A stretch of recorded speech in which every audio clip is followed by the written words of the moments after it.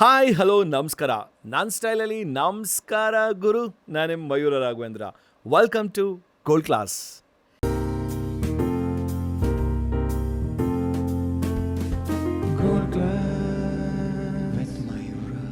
ಚಿಕ್ಕ ವಯಸ್ಸಲ್ಲಿ ಸ್ಕೂಲಲ್ಲಿ ಓದ್ತಿರ್ಬೇಕಾದ್ರೆ ನನಗೆ ತುಂಬ ಮೋಸ್ಟ್ ಫೇವ್ರೆಟ್ ರೈಮ್ಸ್ ಯಾವುದು ಅಂತ ಕೇಳಿದ್ರೆ Johny Johny yes papa eating sugar no papa ಅಂತಲೇ ಹೇಳ್ತಿದ್ದೆ. ಟೆಲ್ಲಿಂಗ್ ಲೈಸ್ ಬಗ್ಗೆ ನನಗಂತೂ ದೇವರಾಣೆಗೂ ಗೊತ್ತಿಲ್ಲ. ಹೇಳ್ತಿದ್ನೋ ಇಲ್ವೋ ಅದು ನಮ್ಮ ಅಪ್ಪ ನಮ್ಮ ಅಮ್ಮನ ಕೇಳಬೇಕು, ಅವಾಗ ಗೊತ್ತಾಗುತ್ತೆ. ಸದ್ಯಕ್ಕೆ ನಮ್ಮ ಅಮ್ಮನ ಕೇಳಬೇಕಾಗತ್ತೆ. But still Johny Johny yes papa ಅದನ್ನು ಸ್ಕೂಲಲ್ಲಿ ರೈಮಾಗಿ ಕೇಳಿರೋದೆಲ್ಲ ಓಕೆ.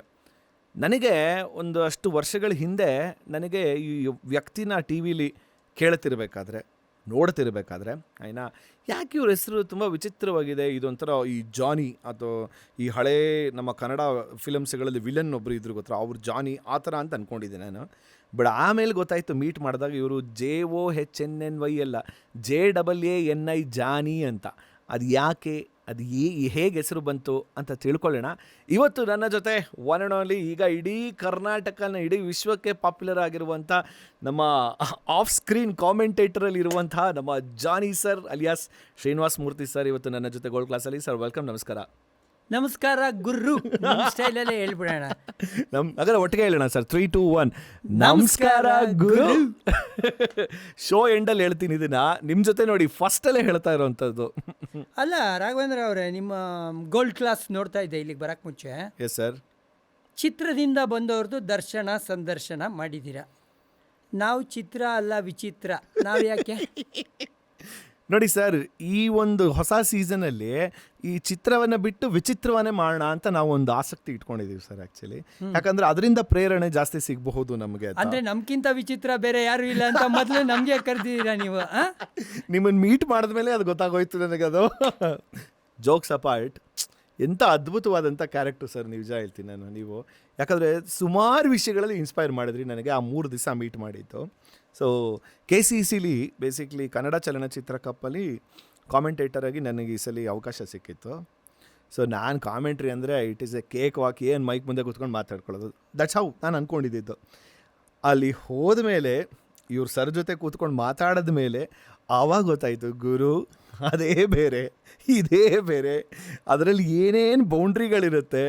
ಈ ಬೌಂಡ್ರಿಯಲ್ಲಿ ಆ ಒಂದು ಚೌಕಟ್ಟಲ್ಲಿ ಅಷ್ಟು ಹ್ಯೂಮರಸ್ ಆಗಿ ಪ್ರಾಸಬದ್ಧವಾಗಿ ಮಾತಾಡಿ ಜನರನ್ನು ಮನರಂಜನೆ ಮಾಡೋವಂಥ ಒಂದು, ಅದನ್ನು ಏನಂತೀರ ಕರೆಕ್ಟಾಗಿ ಹೇಳಬೇಕು ಅಂದರೆ ಅದರಲ್ಲಿ ಮೇಲ್ಗೈ ಇರುವಂಥ ಒಂದು ಕಾಮೆಂಟೇಟರ್ ಅಂದರೆ ಜಾನಿ ಸರ್. ನೋಡಿ, ನಮ್ಮ ಮಾತಿಗೆ ನೀವು ಮೆಚ್ಚುಗೆ, ಬಟ್ ನಮ್ಮ ಮಾತೆಯಿಂದ ಬಂದಿರೋ ಮಾತಿದು. ಸೊ ನಾವಲ್ಲ, ಅವ್ರು ನುಡಿಸ್ತಾರೆ, ನಾವು ನುಡಿತೀವಿ ಅಷ್ಟೇ. ಸೊ ಒಂದು ಕಾಮನ್ ಫ್ಯಾಕ್ಟರ್ ಇದೆ ಸರ್ ನಮಗೆ ನಿಮಗೆ.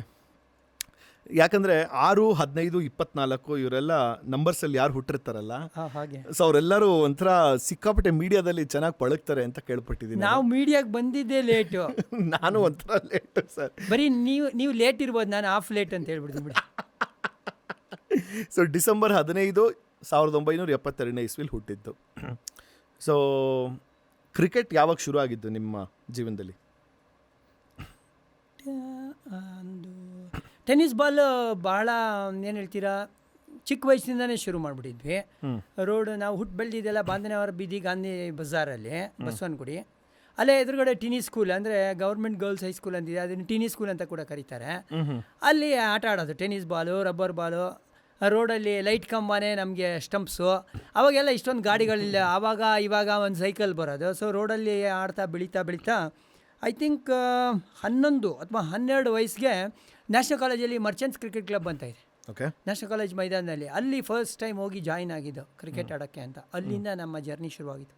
So that was in which year sir? 83. 83. It is like hardly you are 11 years old. 12 ವರ್ಷ ಅಂತ ಇಟ್ಕೊಳ್ಳೋಣ. 84, 85, ಮ್ಯಾಕ್ಸಿಮಮ್ 85 ನನ್ನ ತಿಳ್ದಂಗೆ. ಸೊ ಹಾಗಾದ್ರೆ ನಿಮಗೆ ಖಂಡಿತವಾಗ್ಲೂ ನೆನಪಿರುತ್ತೆ ಆ ಟೈಮಲ್ಲಿ ಅಂತಂದರೆ ಈ ಇಂಡಿಯಾ ವರ್ಲ್ಡ್ ಕಪ್ ಗೆದ್ದಾಗ? Of course 83 world cup. ಆ ಟೈಮಲ್ಲೆಲ್ಲ ನಾವು ಅಫ್ಕೋರ್ಸ್ ಒಂದು ಬಾಡಿಗೆ ಮನೇಲಿದ್ವಿ. ನಮ್ಮ ತಂದೆ ITL ಕೆಲಸ ಮಾಡ್ತಾಯಿದ್ರು, ಓನ್ಲಿ ಅರ್ನಿಂಗ್ ಮೆಂಬರ್. ಮನೇಲಿ TV ಇರಲಿಲ್ಲ ಅವಾಗ. TV ಬಂದಿದ್ದೆ ನಿಮ್ಗೆ ಜ್ಞಾಪಕ ಇದ್ದರೆ 1982 ಇಂಡಿಯಾಲ್ಲಿ ಬಂದಿದ್ದು ಏಷ್ಯನ್ ಗೇಮ್ಸ್ ಕಂಡಕ್ಟ್ ಆದಾಗ ಅಪ್ಪು ಲೋಗೋ ಬಂತಲ್ಲ, ಆವಾಗ TV ಸ್ವಲ್ಪ ಎಲ್ಲ ಕಡೆ ಕಾಣಿಸಿದ್ದು. ನಮ್ಮ ರೋಡಲ್ಲಿ 1-2 TV ಏನಾಯಿತು, ನಮ್ಮ ಓನರ್ ಮನೆಯಲ್ಲಿತ್ತು ಮುಂದ್ಗಡೆ. ಸೊ ಸೆಮಿಫೈನಲ್ಸು ಆವಾಗ ಲೈವ್ ಟೆಲಿಕಾಸ್ಟು ದೂರದರ್ಶನಲ್ಲಿ ಆಗಿದ್ದು ನಾವು ನೋಡಿದ್ವಿ. ಇಂಡಿಯಾ ಇಂಗ್ಲೆಂಡ್ನ ಬೀಟ್ ಮಾಡಿದ್ದು. ಆಮೇಲೆ ಇಂಡಿಯಾ ಬೀಟ್ ಮಾಡಿದ್ದು ಫೈನಲ್ಸಲ್ಲಿ ವೆಸ್ಟ್ ಇಂಡೀಸ್ನ, ಅದೆಲ್ಲ ಒಂಥರ ಮೈ ಜುಮ್ ಅನಿಸೋ ಒಂದು ಮೊಮೆಂಟ್. ಅಲ್ಲಿಂದನೇ ಪ್ರಾಬಬ್ಲಿ ಇನ್ಸ್ಪೈರ್ ಆದ್ವಾ ನಾವು ಅಂತ ಕೂಡ ಅನಿಸ್ತಾ ಇದೆ ಇವತ್ತು. ಹ್ಯಾಡ್ ಯು ಎವರ್ ಥಾಟ್ಸ್ ಹಿಂಗ್ ಲೈಕ್ ಆ ಥರ ಮ್ಯಾಚ್ಗಳು ನೋಡ್ತಿರ್ಬೇಕಾದ್ರೆ ನಾನು ಕೂಡ ನನ್ನ ಲೈಫನ್ನು ಒಂಥರ ಕ್ರಿಕೆಟಲ್ಲೇ ಮುಳುಗ್ತೀನಿ ಅಥವಾ ಕ್ರಿಕೆಟಲ್ಲೇ ಇರ್ತೀನಿ, ಸೊ ಆ ಒಂದು ಥಾಟ್ಸ್ ಏನಾದರೂ ಬಂದಿತ್ತಾ ಆ ಟೈಮಲ್ಲಿ? ಅಷ್ಟೊಂದು ಬುದ್ಧಿನೇ ಇರಲಿಲ್ಲ ಸರ್ ಆ ಟೈಮಲ್ಲಿ. ಟೈಮ್ಗೆ ಹೊಟ್ಟೆ ಹಶ್ವಾದಾಗ ತಿನ್ನೋದು, ಓದೋದು ಅಷ್ಟು ಭಾಳ ಏನು ಹೇಳ್ತೀರಾ ಹಿಂದೆನೇ ಇದ್ದಿದ್ದು. ನಮ್ಮ ಅಕ್ಕ ಬ್ರಿಲಿಯಂಟು, ನನ್ನ ತಮ್ಮ ಬ್ರಿಲಿಯಂಟು, ಮಧ್ಯದಲ್ಲಿ ನಾನು ಪೆದ್ದಾನೆ. ಪ್ರತಿ ಸತಿ C ಗ್ರೇಡು D ಗ್ರೇಡು ಇಂಥ ತೊಗೊಂಡೇ ಬೆಳೆದಿದ್ದು. ಸೊ ಹಾಗಾಗಿ ಓದಿನ ಕಡೆನೂ ಗಮನ ಇರಲಿಲ್ಲ, ಅಷ್ಟೊಂದು ಯೋಚನೆಯೂ ಇರಲಿಲ್ಲ ಆ ಟೈಮಲ್ಲಿ. What is your education sir?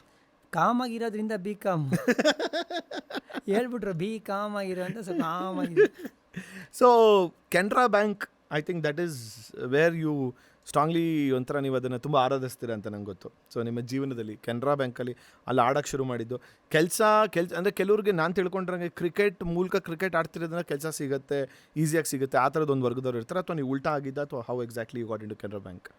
Sir ಏನು ಗೊತ್ತಾ, ಆಟ ಆಡೋಕ್ಕೆ ಶುರು ಮಾಡಿದಾಗ 85 ಗೊತ್ತಿರಲಿಲ್ಲ ನಮಗೆ ಈ ಥರ ಸ್ಟೇಟಲ್ಲಿ ಅಂಡರ್ 15 ಅಂತೆಲ್ಲ ಇರುತ್ತೆ ಅಂತ ಗೊತ್ತೇ ಇರಲಿಲ್ಲ.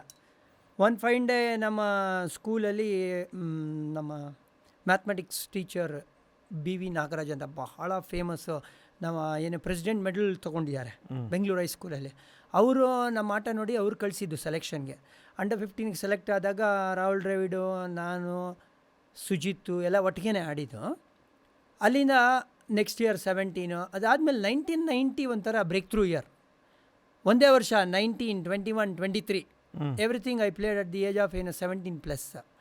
ಸೊ ಮಾರ್ಚಲ್ಲಿ ಅಂದರೆ ಡಿಸೆಂಬರಲ್ಲಿ 18 ಆಯಿತು ಆ ವರ್ಷ 1990. ಅದಾಗ್ತಾ ಇದ್ದಂಗೆ ಮಾರ್ಚ್ 91 ಅಪಾಯಿಂಟ್ಮೆಂಟ್ ಸಿಕ್ತು ಕೆನರಾ ಬ್ಯಾಂಕಲ್ಲಿ.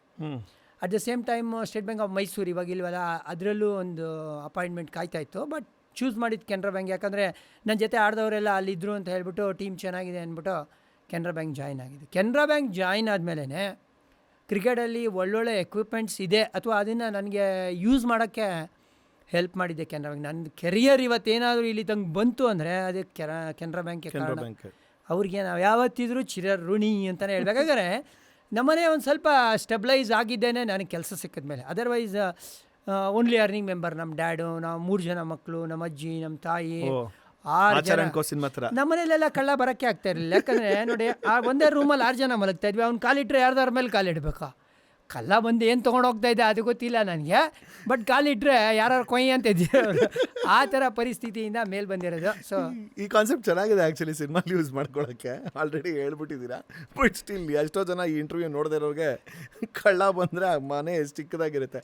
ಆಚಾರ್ ಅಂಡ್ ಕೋ ಸಿನಿಮಾ ನಾನು ನೋಡಿದ್ದೀರಾ ಸರ್? ಆಚಾರ್ ಅಂಡ್ ಕೋ ಅಂತ ಒಂದಿದೆ, ಕೇಳಿದ್ದೀನಿ, ನೋಡೋಕ್ಕಾಗಿಲ್ಲ. ಆ ಸಿನಿಮಾದಲ್ಲೂ ಅದೇ ಥರ, ಅಂದರೆ ಒಂದು ಸೀನ್ ಇದೆ. ಆ ಥರ ಸೀನ್ ಅಂದರೆ ಆ ಥರ ಸೀನ್ ಇಲ್ಲ, ಒಂಥರ ಫುಲ್ಲು ಮನೆ ತುಂಬ ಜನ, ಸೊ ಈ ಥರ ಒಂದೇ ಅರ್ನಿಂಗ್ ಫಾದರು, ಸೊ ಮಕ್ಕಳು.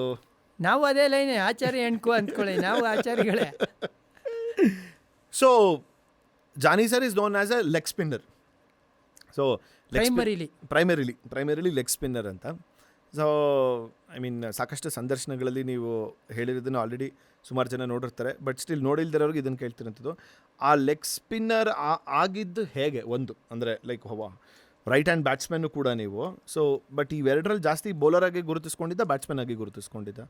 ಇನಿಷಿಯಲಿ ನಾನು ಫಾಸ್ಟ್ ಬೌಲರ್ ಆಗಿದ್ದೆ ಶುರು ಮಾಡಿದಾಗ ಕ್ರಿಕೆಟು. ಆ ಮರ್ಚೆಂಟ್ಸ್ ಕ್ರಿಕೆಟ್ ಕ್ಲಬ್ ಅಂತ ನಿಮ್ಗೆ ಹೇಳಿದ್ನಲ್ಲ, ಆವಾಗ ಇನಿಷಿಯಲಿ ನೆಟ್ಸು ಶುರು ಮಾಡಿದಾಗ ಫಸ್ಟು ಪುಟ್ಟ ಮಕ್ಳಿಗೆ ಆಡಿಸ್ಬಿಡ್ತಾರೆ, ಆಮೇಲೆ ಸೀನಿಯರ್ಸ್ ಬರೋದು. ಸೊ ಪುಟ್ಟ ಮಕ್ಳಿಗೆ ಬೌಲಿಂಗ್ ಮಾಡ್ಬೇಕಾದ್ರೆ ಜೋರಾಗಿ ಹಾಕ್ಬೇಡ ಕಣೋ ನೀನು, ಅವ್ರಿಗೆ ಏಟಾಗತ್ತೆ, ಸೊ ಸ್ಪಿನ್ ಮಾಡೋ ಅಂದರು. ಸುಮ್ಮನೆ ಸ್ಪಿನ್ ಮಾಡಿದಾಗ ಅಲ್ಲಿ ಒಬ್ಬರು ದೊಡ್ಡವರು ಪ್ರಸಾದ್ ಅಂತ ಇದ್ದರು, ಇವತ್ತಿಲ್ಲ ಅವ್ರು ನಮ್ಮ ಜೊತೆ. ಓಯ್ ನೀನು ಚೆನ್ನಾಗಿ ಟರ್ನ್ ಮಾಡ್ತೀಯ ಕಣೋ, ಸುಮಾರು ಜನಕ್ಕೆ ಟರ್ನೇ ಮಾಡೋಕ್ಕೆ ಬರಲ್ಲ, ಯಾಕೆ ನೀನು ಇದನ್ನೇ ಪರ್ಸ್ಯೂ ಮಾಡಬಾರ್ದು ಅಂತ ಕೇಳಿದ್ರು. ಸೊ ಅಲ್ಲಿಂದ ನನ್ನ ಲೆಗ್ ಸ್ಪಿನ್ ಜರ್ನಿ ಶುರುವಾಯಿತು. ಫಾಸ್ಟ್ ಬೌಲಿಂಗ್ ಬಿಟ್ಟೆ. ಟೆನ್ನಿಸ್ ಬಾಲಲ್ಲಿ ಫಾಸ್ಟ್ ಬೌಲರ್ ಆಗಿದ್ದೆ ನಾನು. ಅಲ್ಲಿಂದ ಟೆನ್ನಿಸ್ ಬಾಲಲ್ಲಿ ಬೌಲಿಂಗ್ ಮಾಡೋದು ಸ್ಟಾಪ್ ಮಾಡಿ ಲೆಗ್ ಸ್ಪಿನ್ ಮೇಲೆ ಫೋಕಸ್ ಮಾಡಿ, ಮುಂಚೆ ನಾನು ಟೆನ್ನಿಸ್ ಬಾಲಲ್ಲಿ ಬ್ಯಾಟಿಂಗ್ ಆಡ್ತಾ ಇದ್ದರಿಂದ ಆ ಒಂದು ಗಂಧ ಇತ್ತು ನಮಗೆ. ಇವಾಗ ಇರೋವಂಥ ಕೋಚಿಂಗು, ಗೈಡೆನ್ಸು ಆ ಥರ ಏನಿಲ್ಲ. ಯಾರಿಗೂ ಟೆಕ್ನಿಕಲಿ ಅಥವಾ ಕ್ವಾಲಿಫೈಡ್ ಕೋಚಸ್ಸು ಅಂತ ಯಾರೂ ಇರಲಿಲ್ಲ. ಚೆನ್ನಾಗಿ ಹೊಡಿಲಿಲ್ಲ ಅಂದರೆ ಏನು ಔಟ್ ಆಗ್ಬಿಡೆ, ಸರಿಯಾಗಿ ಮಾಡಲಿಲ್ಲ ಅಂದರೆ ಏನು ಕಾಲ ಹತ್ರನೇ ಹಾಕೋತಾ ಇದೆಯಾ, ಈ ಥರ ಅಂದರೆ. ಬಟ್ ಅದನ್ನು ನಾವು ರೈಟ್ ಸ್ಪಿರಿಟಿಂದ ತೊಗೋಬೇಕಾಗಿತ್ತು.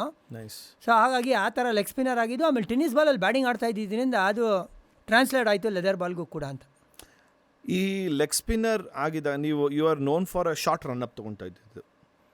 ಇನಿಷಿಯಲಿ ಹಂಗಿರಲಿಲ್ಲ, ಲಾಂಗ್ ರನ್ ಅಪ್ ಇತ್ತು. ಎಷ್ಟು ಸತಿ ನಾನು ಆ್ಯಕ್ಷನ್ ಮಾಡಿಫೈ ಆಗಿದೆ ಅಂದರೆ ನನಗೆ ಗೊತ್ತಿಲ್ಲ. ಹೌದಾ? ಇವತ್ತು ಯಾಕಂದರೆ ಆ ಟೈಮಲ್ಲಿ ರೆಕಾರ್ಡ್ ಮಾಡಿ ಲೈವ್ ಟೆಲಿಕಾಸ್ಟು ಆ ಥರ ಫೆಸಿಲಿಟಿನೂ ಇಲ್ಲ. One fine day I lost my action, call land ಮಾಡೋಕ್ಕೆ ಆಗ್ತಾ ಇರಲಿಲ್ಲ. ಆವಾಗ one of the seniors guide ಮಾಡಿದ್ರು, ನೀನು ಬೇಸಿಕ್ಸಿಂದ ಶುರು ಮಾಡೋಣ, ಡೆಲಿವರಿ ಸ್ಟ್ರೈಡಿಂದನೇ ಶುರು ಮಾಡು ಅಂತ ಹೇಳಿ. ಅದೇನೋ ರಿವರ್ಸ್ ಟೆಕ್ನಾಲಜಿ, ಈಗ ಅಲ್ಲಿಂದ ಓಡ್ಬಂದು ಮಾಡ್ತೀವಲ್ವಾ, ಇಲ್ಲೇ ನಿಂತ್ಕೊಂಡು ಫಸ್ಟ್ ಹಾಕಿ ಒಂದೊಂದೇ ಸ್ಟೆಪ್ ಪ್ರೋಗ್ರೆಸ್ ಆಗುವಂಥ.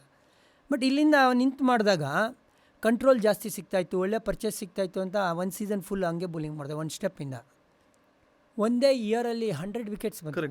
ಒಂದೇ ಇಯರಲ್ಲಿ 100 ವಿಕೆಟ್ಸ್ ಬಂತು. ಅಲ್ಲಿಂದ ಆ ಒಂದು ಪರ್ಫಾರ್ಮೆನ್ಸ್ನ ನೆಗ್ಲೆಕ್ಟ್ ಮಾಡೋಕ್ಕೆ ಆಗಲಿಲ್ಲ ಯಾವುದೇ ಒಬ್ಬ ಸೆಲೆಕ್ಟ್ರಿಗೆ. So I was called for Ranji next. ಅಲ್ಲಿಂದನೇ ನಾನು 100 ವಿಕೆಟ್ ತೊಗೊಂಡು ಬಂದಿದ್ದು ಒಂದೇ ಬೌಲಿಂಗಲ್ಲಿ ಮಾಡಿ. ಅಲ್ಲಿ ಬಂದು ಇಲ್ಲ ಈ ಲೆವೆಲಲ್ಲಿ ನೀವು ರನ್ಅಪ್ ತೊಗೋಬೇಕು ಅಂತ. ನಮ್ಗೆ ಅವಾಗ ಸ್ವಂತ ಬುದ್ಧಿ ಇರಲಿಲ್ಲ. ಓಕೆ, ಅವ್ರು ಈ ಲೆವೆಲಲ್ಲಿ ಹೇಳ್ತಾ ಇದ್ದಾರೆ, ನಾವು ತೊಗೋಬೇಕು ಅಂತ. ಸೊ ಆಬ್ವಿಯಸ್ಲಿ ಅವಾಗ ಏನಾಯಿತು ಅಂದರೆ, ಈ ಒಂದು ಸ್ಟೆಪ್ಪಲ್ಲಿ ಇದ್ದಂಥ ಎಫೆಕ್ಟಿವ್ನೆಸ್ಸು, ಕಾನ್ಫಿಡೆನ್ಸು ಆ ರನ್ಅಪ್ಪಲ್ಲಿ ಇರಲಿಲ್ಲ. ಅಲ್ಲ, but when you realise that, ಅವಾಗ ತಿರ್ಗಾ ವಾಪಸ್ ಲೆಟ್ ಮಿ ಟ್ರೈ ಟು ವಾಪಸ್ ಅದಕ್ಕೆ ಹೋಗಬೇಕು ಅಂತ ಯಾವತ್ತೂ ಅನ್ನಿಸ್ಲಿಲ್ಲ. Go back to one step ಅಂತ ಮಾಡ್ತಾ ಇದ್ದೆ. ಆಮೇಲೆ ಏನಾಗೋಯ್ತು ಅಂದರೆ, ಒನ್ ಫೈನ್ ಡೇ ನನಗೆ ರನ್ಅಪ್ ಅನ್ನೋದು ಮ್ಯಾಟ್ರ್ ಆಗ್ತಾ ಇರಲಿಲ್ಲ. ನಾನು I use to change my run up every other ball. ಅದೇನು ಇಟ್ ಡಸಂಟ್ ಮ್ಯಾಟರ್. ಒಂದು ಸ್ಟೆಪ್ಪಲ್ಲಿ ಆಗ್ತಾಯಿದ್ದೆ, ಓಡ್ಕೊಂಬಂದು ಆಗ್ತಾಯಿದ್ದೆ. Sir, do you really think ಈಗ ಇಷ್ಟು ಜನ ಒಂದು ರಣಜಿಗೆ ಸಿಗೋ ಅವಕಾಶಗಳೇ ಕಮ್ಮಿ ಇರುತ್ತೆ? ಅಂದರೆ ಲೈಕ್ ಈಗ ಎಷ್ಟೊಂದು ಸಾವಿರಾರು ಜನ, ಲಕ್ಷಾಂತರ ಜನದಲ್ಲಿ ಒಂದಿಷ್ಟು ಜನಕ್ಕೆ ರಣಜಿ ಸಿಗುತ್ತೆ. ಆ ಅಷ್ಟು ಜನದಲ್ಲಿ ಬರೀ ಕೇವಲ ಬೆರಳೆಣಿಕೆಗಳಿಗೆ ಮಾತ್ರ ಒಂದು ಇಂಟರ್ನ್ಯಾಷನಲ್ ಅಥವಾ ಇಂಡಿಯನ್ ಕ್ರಿಕೆಟ್ ಟೀಮ್ಗೆ ಹೋಗುವಂಥ ಅವಕಾಶಗಳು ಸಿಗುತ್ತೆ. But every one's ultimate desire ಅಥವಾ ಏಮ್ ವಿಲ್ ಬಿ, ನಾನು ಇಂಟರ್ನ್ಯಾಷನಲ್ ಇಂಡಿಯನ್ ಕ್ರಿಕೆಟ್ ಟೀಮ್ಗೆ ಆಡಬೇಕಾಗಿರುವಂಥ, ದಟ್ ಈಸ್ ದ ಜರ್ನಿ. ಯಾರೇ ಶುರು ಮಾಡಬೇಕು ಅಂತ ಅಂದ್ಕೊಂಡಿರ್ತಾರೆ. ಬಟ್ ಸಂಬೇರ್ ಅವಾಗ ಆಗದೆ ಇರಬೇಕಾದ್ರೆ ಆ್ಯಸ್ ಎ ಕ್ರಿಕೆಟ್ ಪರ್ಸನ್ ಅಥವಾ ಸ್ಪೋರ್ಟ್ಸ್ ಪರ್ಸನ್ ಏನನ್ಸುತ್ತೆ sir? Like I am not able to make it to the international cricket, but still the passion doesn't die. How will be the mind set of a sports person? Sir, ನನ್ನ ಬಗ್ಗೆ ನಾನು ಹೇಳ್ಕೊಬೋದು. ಆನೆಸ್ಟಾಗಿ ನಾನು cricket ಶುರು ಮಾಡಿದಾಗ ನಾನು ಸ್ಟೇಟ್ಗೆ ಆಡಬೇಕು, ಇಂಡಿಯಾಗೆ ಆಡಬೇಕು, ಆ ಥರ ಏನೂ ಇಲ್ಲ. ಸುಮ್ಮನೆ ಮ್ಯಾಚ್ ಆಡ್ಕೊಂಡು ಹೋಗ್ತಾ ಇದ್ದು, ಅದಾಗದೇ ತಾನೇ ಕರ್ಕೊಂಡು ಹೋಯ್ತು ಜಾಗಕ್ಕೆ. ಓಕೆ, ಆಮೇಲೆ ರಂಜಿ ಟ್ರೋಫಿ ಒಂದೇ ಮ್ಯಾಚ್ ಆಡಿದ್ದು ರಿಗ್ರೆಟಾ ನಿನಗೆ, ಆಮೇಲೆ ಆಡೋಕ್ಕಾಗಲಿಲ್ವಾ? ಅದೂ ಇಲ್ಲ ನನಗೆ. ಐ ಆಮ್ ಓಕೆ, ನನ್ನ ಹಣೆ ಬರ ಇಷ್ಟಿತ್ತು, ನಾನು ಇಲ್ಲಿ ತನಕ ಬಂದೆ, I am happy. But at the same time game ಜೊತೆಗೆ ಇವತ್ತಿಗೂ ಅಸೋಸಿಯೇಟ್ ಆಗಿದ್ದೀನಲ್ಲ, ಅದು ನನ್ನ ಭಾಗ್ಯ ಅಂತ ಹೇಳ್ತೀನಿ. ಸೊ ಹಾಗಾಗಿ ಯಾವುದೇ ಒಂದು ರಿಗ್ರೆಟ್ ಇಲ್ಲ. ನಾನು ಇಂಡಿಯಾಗೆ ಆಡಲಿಲ್ಲ ಅಥವಾ ನನ್ನ ಹತ್ರ ಆ ಒಂದು ಟ್ಯಾಲೆಂಟ್ ಇಲ್ಲ ಅಂದರೂ ಕೂಡ ದಟ್ಸ್ ಓಕೆ, ಫೈನ್. ಇಷ್ಟೇ ನನ್ನ ಹತ್ರ ಇರೋದು, ಇಷ್ಟೇ ಸಾಧನೆ, that is also fine.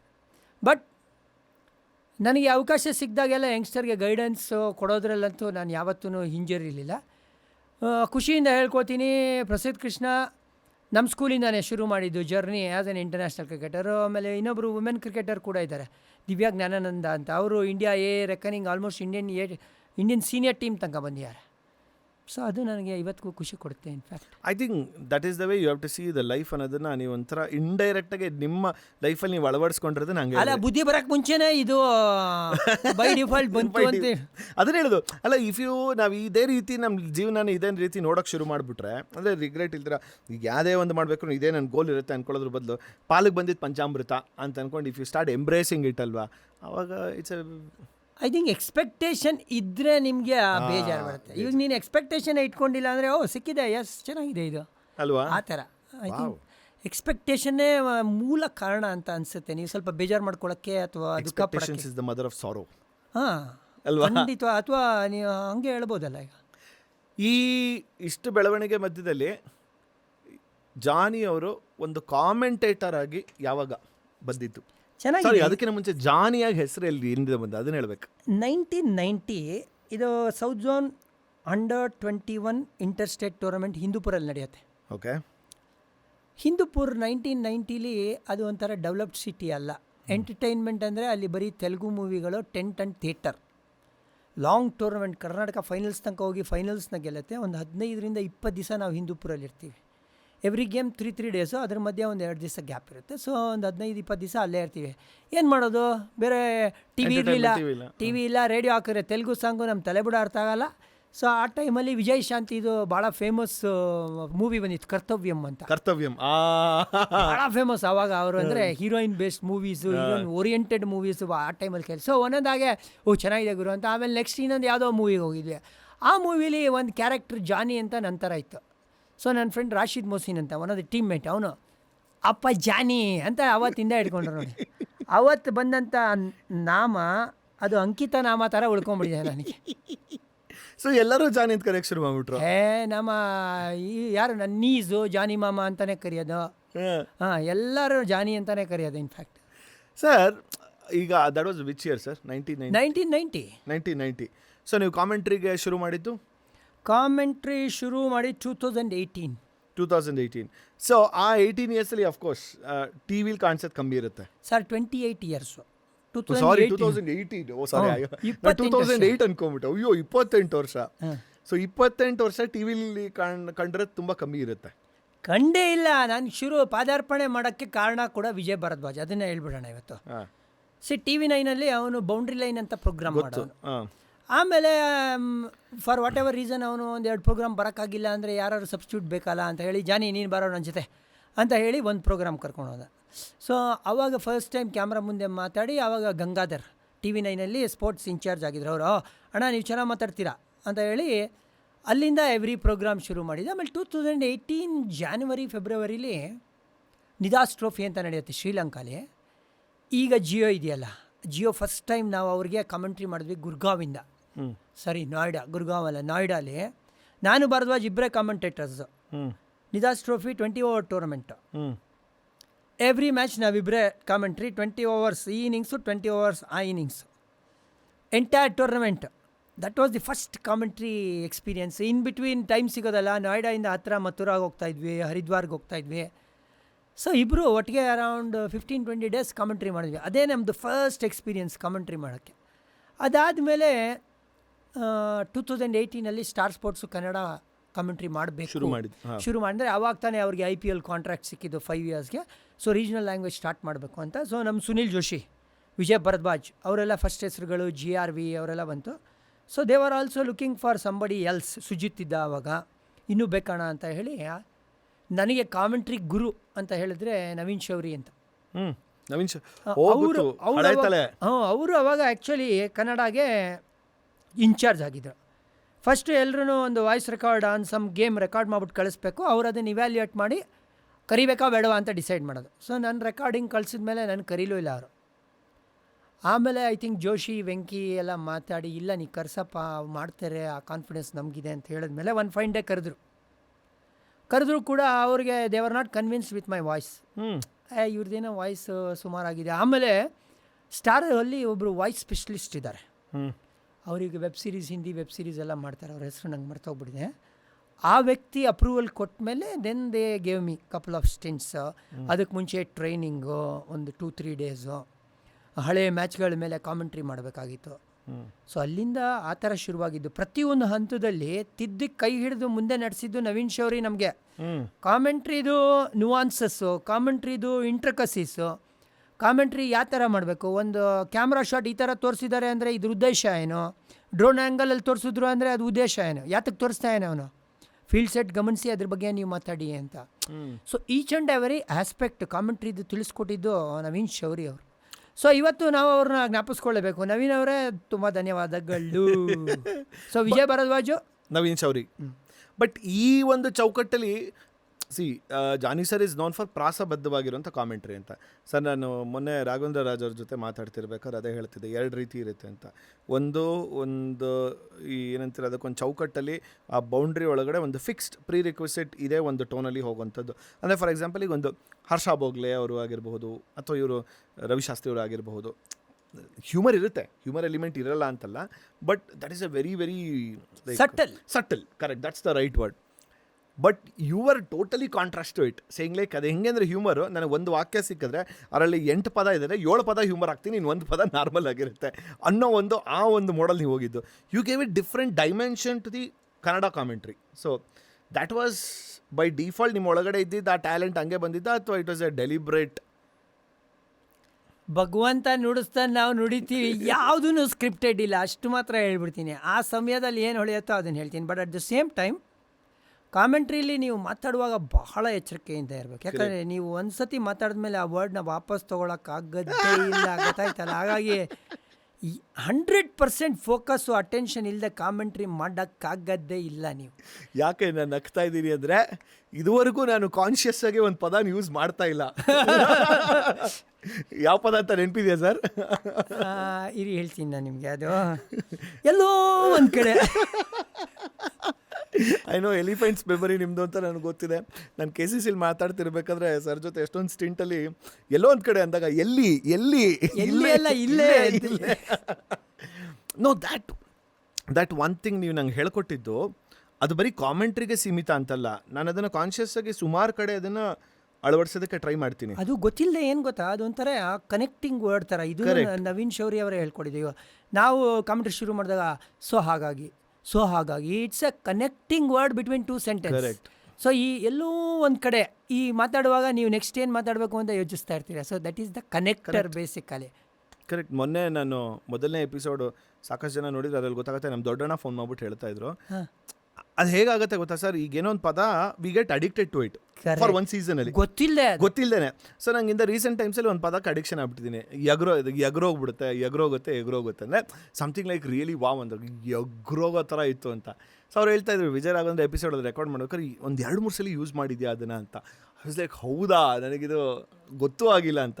But ಅದಕ್ಕೆಲ್ಲ ಒಂದು ಡ್ಯೂರೇಷನ್, ಒಂದು ಟೈಮ್, ಒಂದು ಫೇಸಲ್ಲಿರುತ್ತೆ. ಆ ಥರನೇ ನನಗೆ ಬಂದಿದ್ದು ನಮಸ್ಕಾರ ಗುರು ಸರ್. ಬಟ್ ದಟ್ ಬಿಕೇಮ್ ಅವಿಭಾಜ್ಯ, ಅದು ಅವಿಭಾಜ್ಯ ಅಂಗ ಆಗೋಯ್ತು ನನಗೆ. ಮಯೂರ ಅಂದರೆ ನಮಸ್ಕಾರ ಗುರು ಅಥವಾ ನಮಸ್ಕಾರ ಗುರು ಅಂದರೆ ಮಯೂರ ಅಂತ ಆಗೋಯ್ತು. So wow. ಈಗ ಈ ಪ್ರಾಸಬದ್ಧವಾಗಿ ನೀವು ಕಾಮೆಂಟ್ರಿ ಕೊಡೋದನ್ನು ಶುರು ಮಾಡಿದಾಗ ಅಂದರೆ 2018 ಶುರು ಆಗಿದ್ದ ಅಥವಾ ಅವಾಗ ಬೇರೆ ಥರ ಮಾಡಲ್ ಇದ್ರ? ಚೂರು ಡೈಲಾಗ್ ಹೊಡಿತಾ, ಇನ್ನೂ ಕಾನ್ಫಿಡೆನ್ಸ್ ಇರಲಿಲ್ಲ ಅವಾಗ ಒಂದು ಚೂರು ಬಿಡ್ತಾ ಇದ್ವಿ. ಬಟ್ ಹೋಗ್ತಾ ಸ್ವಲ್ಪ ಕಾನ್ಫಿಡೆನ್ಸ್ ಬಂತು. ಆಮೇಲೆ ಇದು ಅರ್ಥ ಆಯ್ತಲ್ವಾ, ನೀವು ಒಂಥರ ಅನ್ನೋನ್ ಟೆರಿಟರಿಯಲ್ಲಿ ಎಂಟ್ರಾದಾಗ ಒಂದು ಸ್ವಲ್ಪ ಕಾಶಿಯಸ್ ಆಗಿರ್ತೀರ, ಟೈಟ್ ಆಗಿರ್ತೀರ, ಒಂದು ಟೆನ್ಸ್ ಇರುತ್ತೆ. ಒಂದು ಸತಿ ಇದು ನಿಮ್ಮನೆ, ಇದು ಈ ಫೀಲ್ಡಲ್ಲಿ ನೀವು ಕಾನ್ಫಿಡೆಂಟಾಗಿ ಪರ್ಫಾರ್ಮ್ ಮಾಡ್ಬೋದು ಅನ್ನೋ ಒಂದು ಫೀಲಿಂಗ್ ಬಂದಾಗ ಆವಾಗ ನೀವು ಸ್ವಲ್ಪ ಫ್ರೀ ಆಗ್ತೀರ, ಬಿಂದಾಸಾಗಿ ಮಾತಾಡೋಕ್ಕೆ ಶುರು ಮಾಡ್ತೀರ.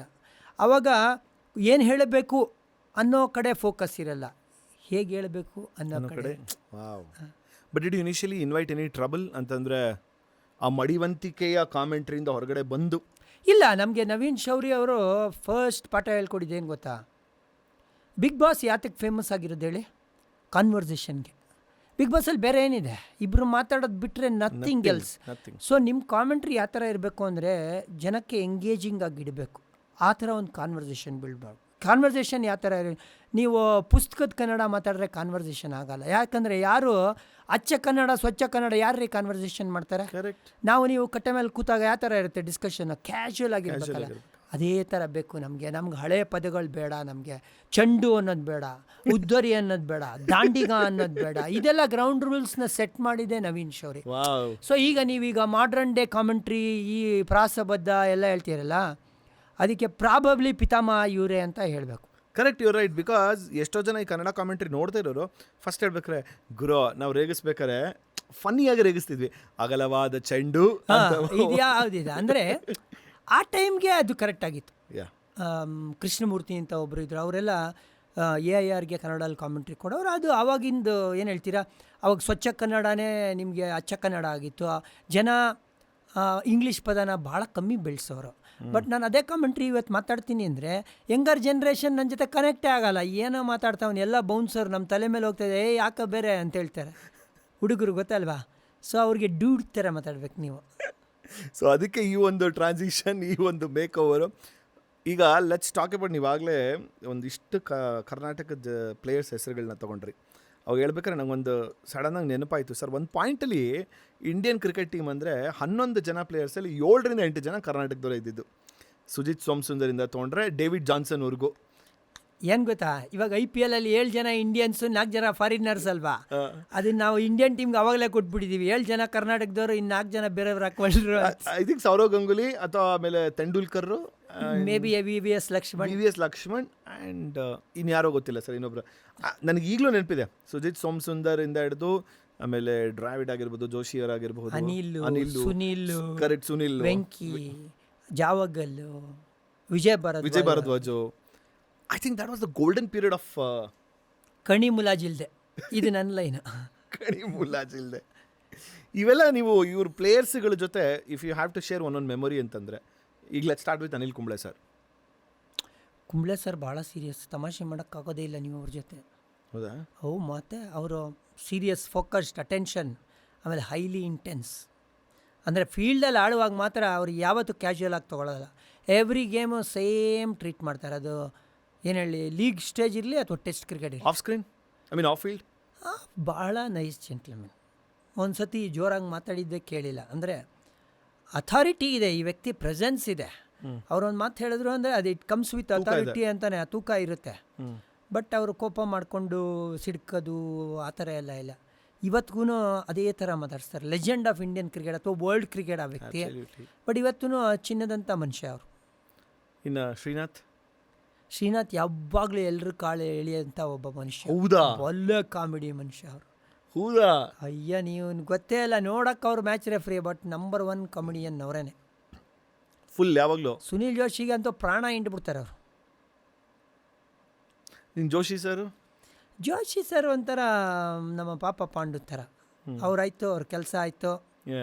ಸೂಪರ್ ಬೌಲರ್ ಮಾತ್ರ, ಔಟ್ಸ್ಟ್ಯಾಂಡಿಂಗ್ ಆ್ಯಂಡ್ ನೈಸ್ ಜೆಂಟ್ಲ್ಮನ್. ಇನ್ನು Rahul Dravid, the wall.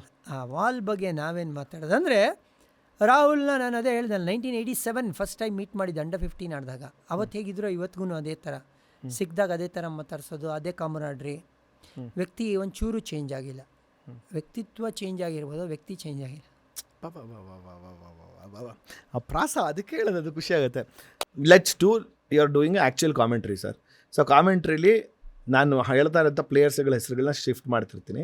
So ನೀವು ಅದೇ ರೀತಿ ಹೇಳ್ಕೊಂಡು ಮಾಡೋವಂಥದ್ದನ್ನು let's begin with once again MS ಧೋನಿಯಿಂದ ಸರ್. ನೋಡಿ, ಕಾಮೆಂಟ್ರಿ ಅಂದರೆ ವಾಯ್ಸ್ ಕೊಟ್ಟರೆ ಇನ್ವಾಯ್ಸ್ ರೈಸ್ ಮಾಡ್ತೀನಿ. ಸೊ ರೆಡಿ ಇದ್ದೀರಾ? Okay sir, ready. With GST plus GST included. Come on ಐಸೆ. ಹೇಳಿ ಜಾನಿ ಅವರೇ. ಸೊ MS ಧೋನಿ ಅವ್ರು ಆಟ ಆಡ್ತಿರೋದು ನೋಡಿದ್ರೆ ನಿಮ್ಗೆ ಏನು ಅನ್ಸುತ್ತೆ ಈಗ? MS Dhoni finisher, MS Dhoni game changer ಅಂತ ಅನಿಸುತ್ತೆ ನನಗೆ. ಅಷ್ಟೇ. ಅವರು ಬ್ಯಾಟಿಂಗ್ ಬಂದರೆ ಏನು ಬೇಕಾದ್ರೆ ಹೇಳ್ಬಿಡ್ತೀನಪ್ಪ ನಿಮ್ಗೆ. ಈ MS ಧೋನಿ ಮತ್ತೆ ಅವ್ರಿಗೂ ಮತ್ತೆ ವಿರಾಟ್ ಕೊಹ್ಲಿಗೆ ಇಬ್ರಿಗೂ ಕಂಪ್ಯಾರಿಸನ್ ಕೊಡ್ಬೇಕಾದ್ರೆ ವಿರಾಟ್ ಕೊಹ್ಲಿ ಅವ್ರ ಬಗ್ಗೆ ಏನು ಅನ್ಸುತ್ತೆ ಈಗ? ಅಲ್ಲ, ನೀವು ಬಲಗಣ್ಣು ಬೆಟರ ಎಡಗಣ್ಣು ಬೆಟರ ಅಂತ ಕೇಳಿದ್ರೆ 2 ಕಣ್ಣು ಬೇಕಲ್ವೇನ್ರಿ? ಯಾರನ್ನ ಬಿಟ್ಕೊಡಕ್ಕಾತ? ಇಬ್ಬರು ಲೆಜೆಂಡ್ಸ್ ಆಫ್ ಇಂಡಿಯನ್ ಕ್ರಿಕೆಟ್ ಅಥವಾ world cricket. Dhoni 2 world cup ತಂದ್ಕೊಟ್ಟಿದ್ದಾರೆ ಅಂದರೆ ವಿರಾಟ್ ರೀಡಿಫೈನ್ ಮಾಡಿದ್ದಾರೆ ಕ್ರಿಕೆಟ್ನ. ಇನ್ಫ್ಯಾಕ್ಟ್ ಇವತ್ತು ಕೋಟ್ಯಾಂತರ ಯಂಗ್ಸ್ಟರ್ಗಳು ಕ್ರಿಕೆಟ್ನ ತೊಗೊಂಡಿದ್ದಾರೆ ಅಂದರೆ ವಿರಾಟ್ ಅಂತಲೇ ಹೇಳ್ಬಿಟ್ಟು ತೊಗೊಂಡಿರೋದು ಗೇಮ್ನ. ಇವರಿಬ್ಬರು ಮಧ್ಯದಲ್ಲಿ ರೋಹಿತ್ ಶರ್ಮಾ ಬಂದಾಗ ಏನನ್ಸುತ್ತೆ? ಇನ್ನೊಬ್ರು ಜಮ್ ಅಂತ, ಇವ್ರು ಥರ್ಡ್ ಐ ಅಂತಾನೆ ಹೇಳ್ಬಿಡೋಣ. ಓ, ಶಿವದ 3ನೇ ಕಣ್ಣು. ಆ ಥರ ಗೊತ್ತಾಯ್ತಾ ಶಿವ? ಅಲ್ಲ, ಈ ಒಂದು ಇದರಲ್ಲಿ ಪಾಪ ನಮ್ಮ ಕರ್ನಾಟಕದ ಕೆಲವರು ಪ್ಲೇಯರ್ಸ್ಗಳನ್ನ ನಾವು ಕಡೆಗಾಣಿಸ್ತಿದೀವ ಅನ್ಸ್ಬಿಡ್ತಲ್ಲ. KL ರಾಹುಲ್ ಅಂತವ್ರನ್ನ ತಗೊಂಡ್ರೆ. ಇಲ್ಲ, ಕಡೆಗಾಣಿಸ್ತಾ ಇದ್ದೀನಿ ಅಂತಲ್ಲ, ಸಾಧನೆ ಈ 3 ಜನದ್ದು ಒಂದು ಕಡೆ ಇಡಬೇಕು ನೀವು. KL ರಾಹುಲ್ ಪೊಟೆನ್ಷಿಯಲ್ ತಕ್ಕಂಗೆ ಇನ್ನ ಪರ್ಫಾರ್ಮೆನ್ಸ್ ಬಂದಿಲ್ಲ. ಅದನ್ನು ಅವರೇ ಇಂಟ್ರಾಸ್ಪೆಕ್ಟ್ ಮಾಡಿ ನನ್ನ ಪ್ರಕಾರ ನಾವು ಬೆಟರ್ KL ರಾಹುಲ್ನ ನೋಡ್ತೀವಿ ಇನ್ ಕಮಿಂಗ್ ಡೇಸ್ ಅಂತ ನಂಗೆ ಅನಿಸ್ತಾ ಇದೆ. ಇದ್ರ ಮಧ್ಯದಲ್ಲಿ ಇವರು ಹಾರ್ದಿಕ್ ಪಾಂಡ್ಯದವರು ಸಡನ್ ಆಗಿ ಕ್ಯಾಪ್ಟನ್ ಆಗಿ ಬಂದಿದ್ರ ಬಗ್ಗೆ ನಿಮ್ಮ ಅಭಿಪ್ರಾಯ? ನಾನು ಹಾರ್ದಿಕ್ ಪಾಂಡ್ಯ ಆಗಿದ್ರೆ ಸರ್ ಖಂಡಿತ ಬರ್ತೀನಿ ಮುಂಬೈಗೆ. But as long as Rohit Sharma Indian captain ಆಗಿರ್ತಾರಲ್ಲ, ಅವರೇ MI ಕ್ಯಾಪ್ಟನ್ ಆಗಬೇಕು. ಅವ್ರ ಕೆಳಗೆ ನಾನು ಆಡ್ತೀನಿ. ಅವರು ಒನ್ಸ್ ಇಂಡಿಯನ್ ಕ್ಯಾಪ್ಟನ್ಸಿಯಿಂದ ಕೆಳಗಿಳಿತಾರಲ್ಲ, ಆವಾಗ ನಾನು ಟೇಕ್ ಓವರ್ ಮಾಡ್ತೀನಿ ಅಂತ ಹೇಳ್ತಾರೆ. Very sensible way to put it. ಆ ಮಧ್ಯದಲ್ಲಿ ಈಗ ನಮ್ಮ ದಿನೇಶ್ ಕಾರ್ತಿಕ್ ಅವರು ಕಾಮೆಂಟೇಟರ್ ಎಲ್ಲ ಕೂತಿರೋರು ಸಡನ್ ಆಗಿ ಈ ಥರ ಆಟಗಳನ್ನ ಆಡ್ತಿರ್ಬೇಕಾರೆ ಅವ್ರು ನೋಡಿದಾಗ ಅಂದರೆ ಏನೋ ದೀಪ ಆರಕ್ಕೆ ಮುಂಚೆ ಜೋರಾಗಿ ಉರಿಯತ್ತೆ ಅಂತದಲ್ಲ, ಸೊ ಆ ಥರ ಕೇಸ್ ಇದು ಲಾಸ್ಟ್ ಇಯರ್ ಅವರು. ಸೊ ಅವನೇ ಬಿಟ್ಬಿಡೋಣ ಅಂತ ಡಿಸೈಡ್ ಮಾಡಿದ್ದಾರೆ. ಬಟ್ ಅವರು ನೆಕ್ಸ್ಟ್ ಖಂಡಿತವಾಗ್ಲೂ ಕಾಮೆಂಟೇಟರ್ ಆಗೋದ್ರಲ್ಲಂತೂ ಡೌಟೇ ಇಲ್ಲ. Outstanding commentator. ಅಬ್ಸಲ್ಯೂಟ್ಲಿ. ಬಟ್ ಈ ಇಂಡಿಯನ್ ಕ್ರಿಕೆಟ್ ವಿಕೆಟ್ ಕೀಪರ್ಸ್ಗಳು, ಬ್ಯಾಟ್ಸ್ಮನ್ಸ್ಗಳು ಸಿಕ್ಕಾಪಟ್ಟೆ ಟೈಟ್ ಕಾಂಪಿಟೇಷನ್ ಕೊಡ್ತಾ ಬಂದಿದ್ದಾರೆ.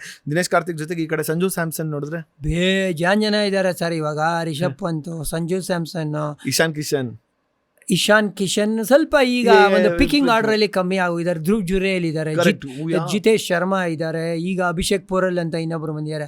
ಹಾಗಾಗಿ there is no dearth of wicket keeper batters ಇಂಡಿಯಾಗೆ. ಪ್ರಾಬ್ಲಿ ಇನ್ನೊಂದು 10 ವರ್ಷ ತೊಂದರೆನೇ ಇಲ್ಲ ಅಂತ ಅನ್ಸುತ್ತೆ.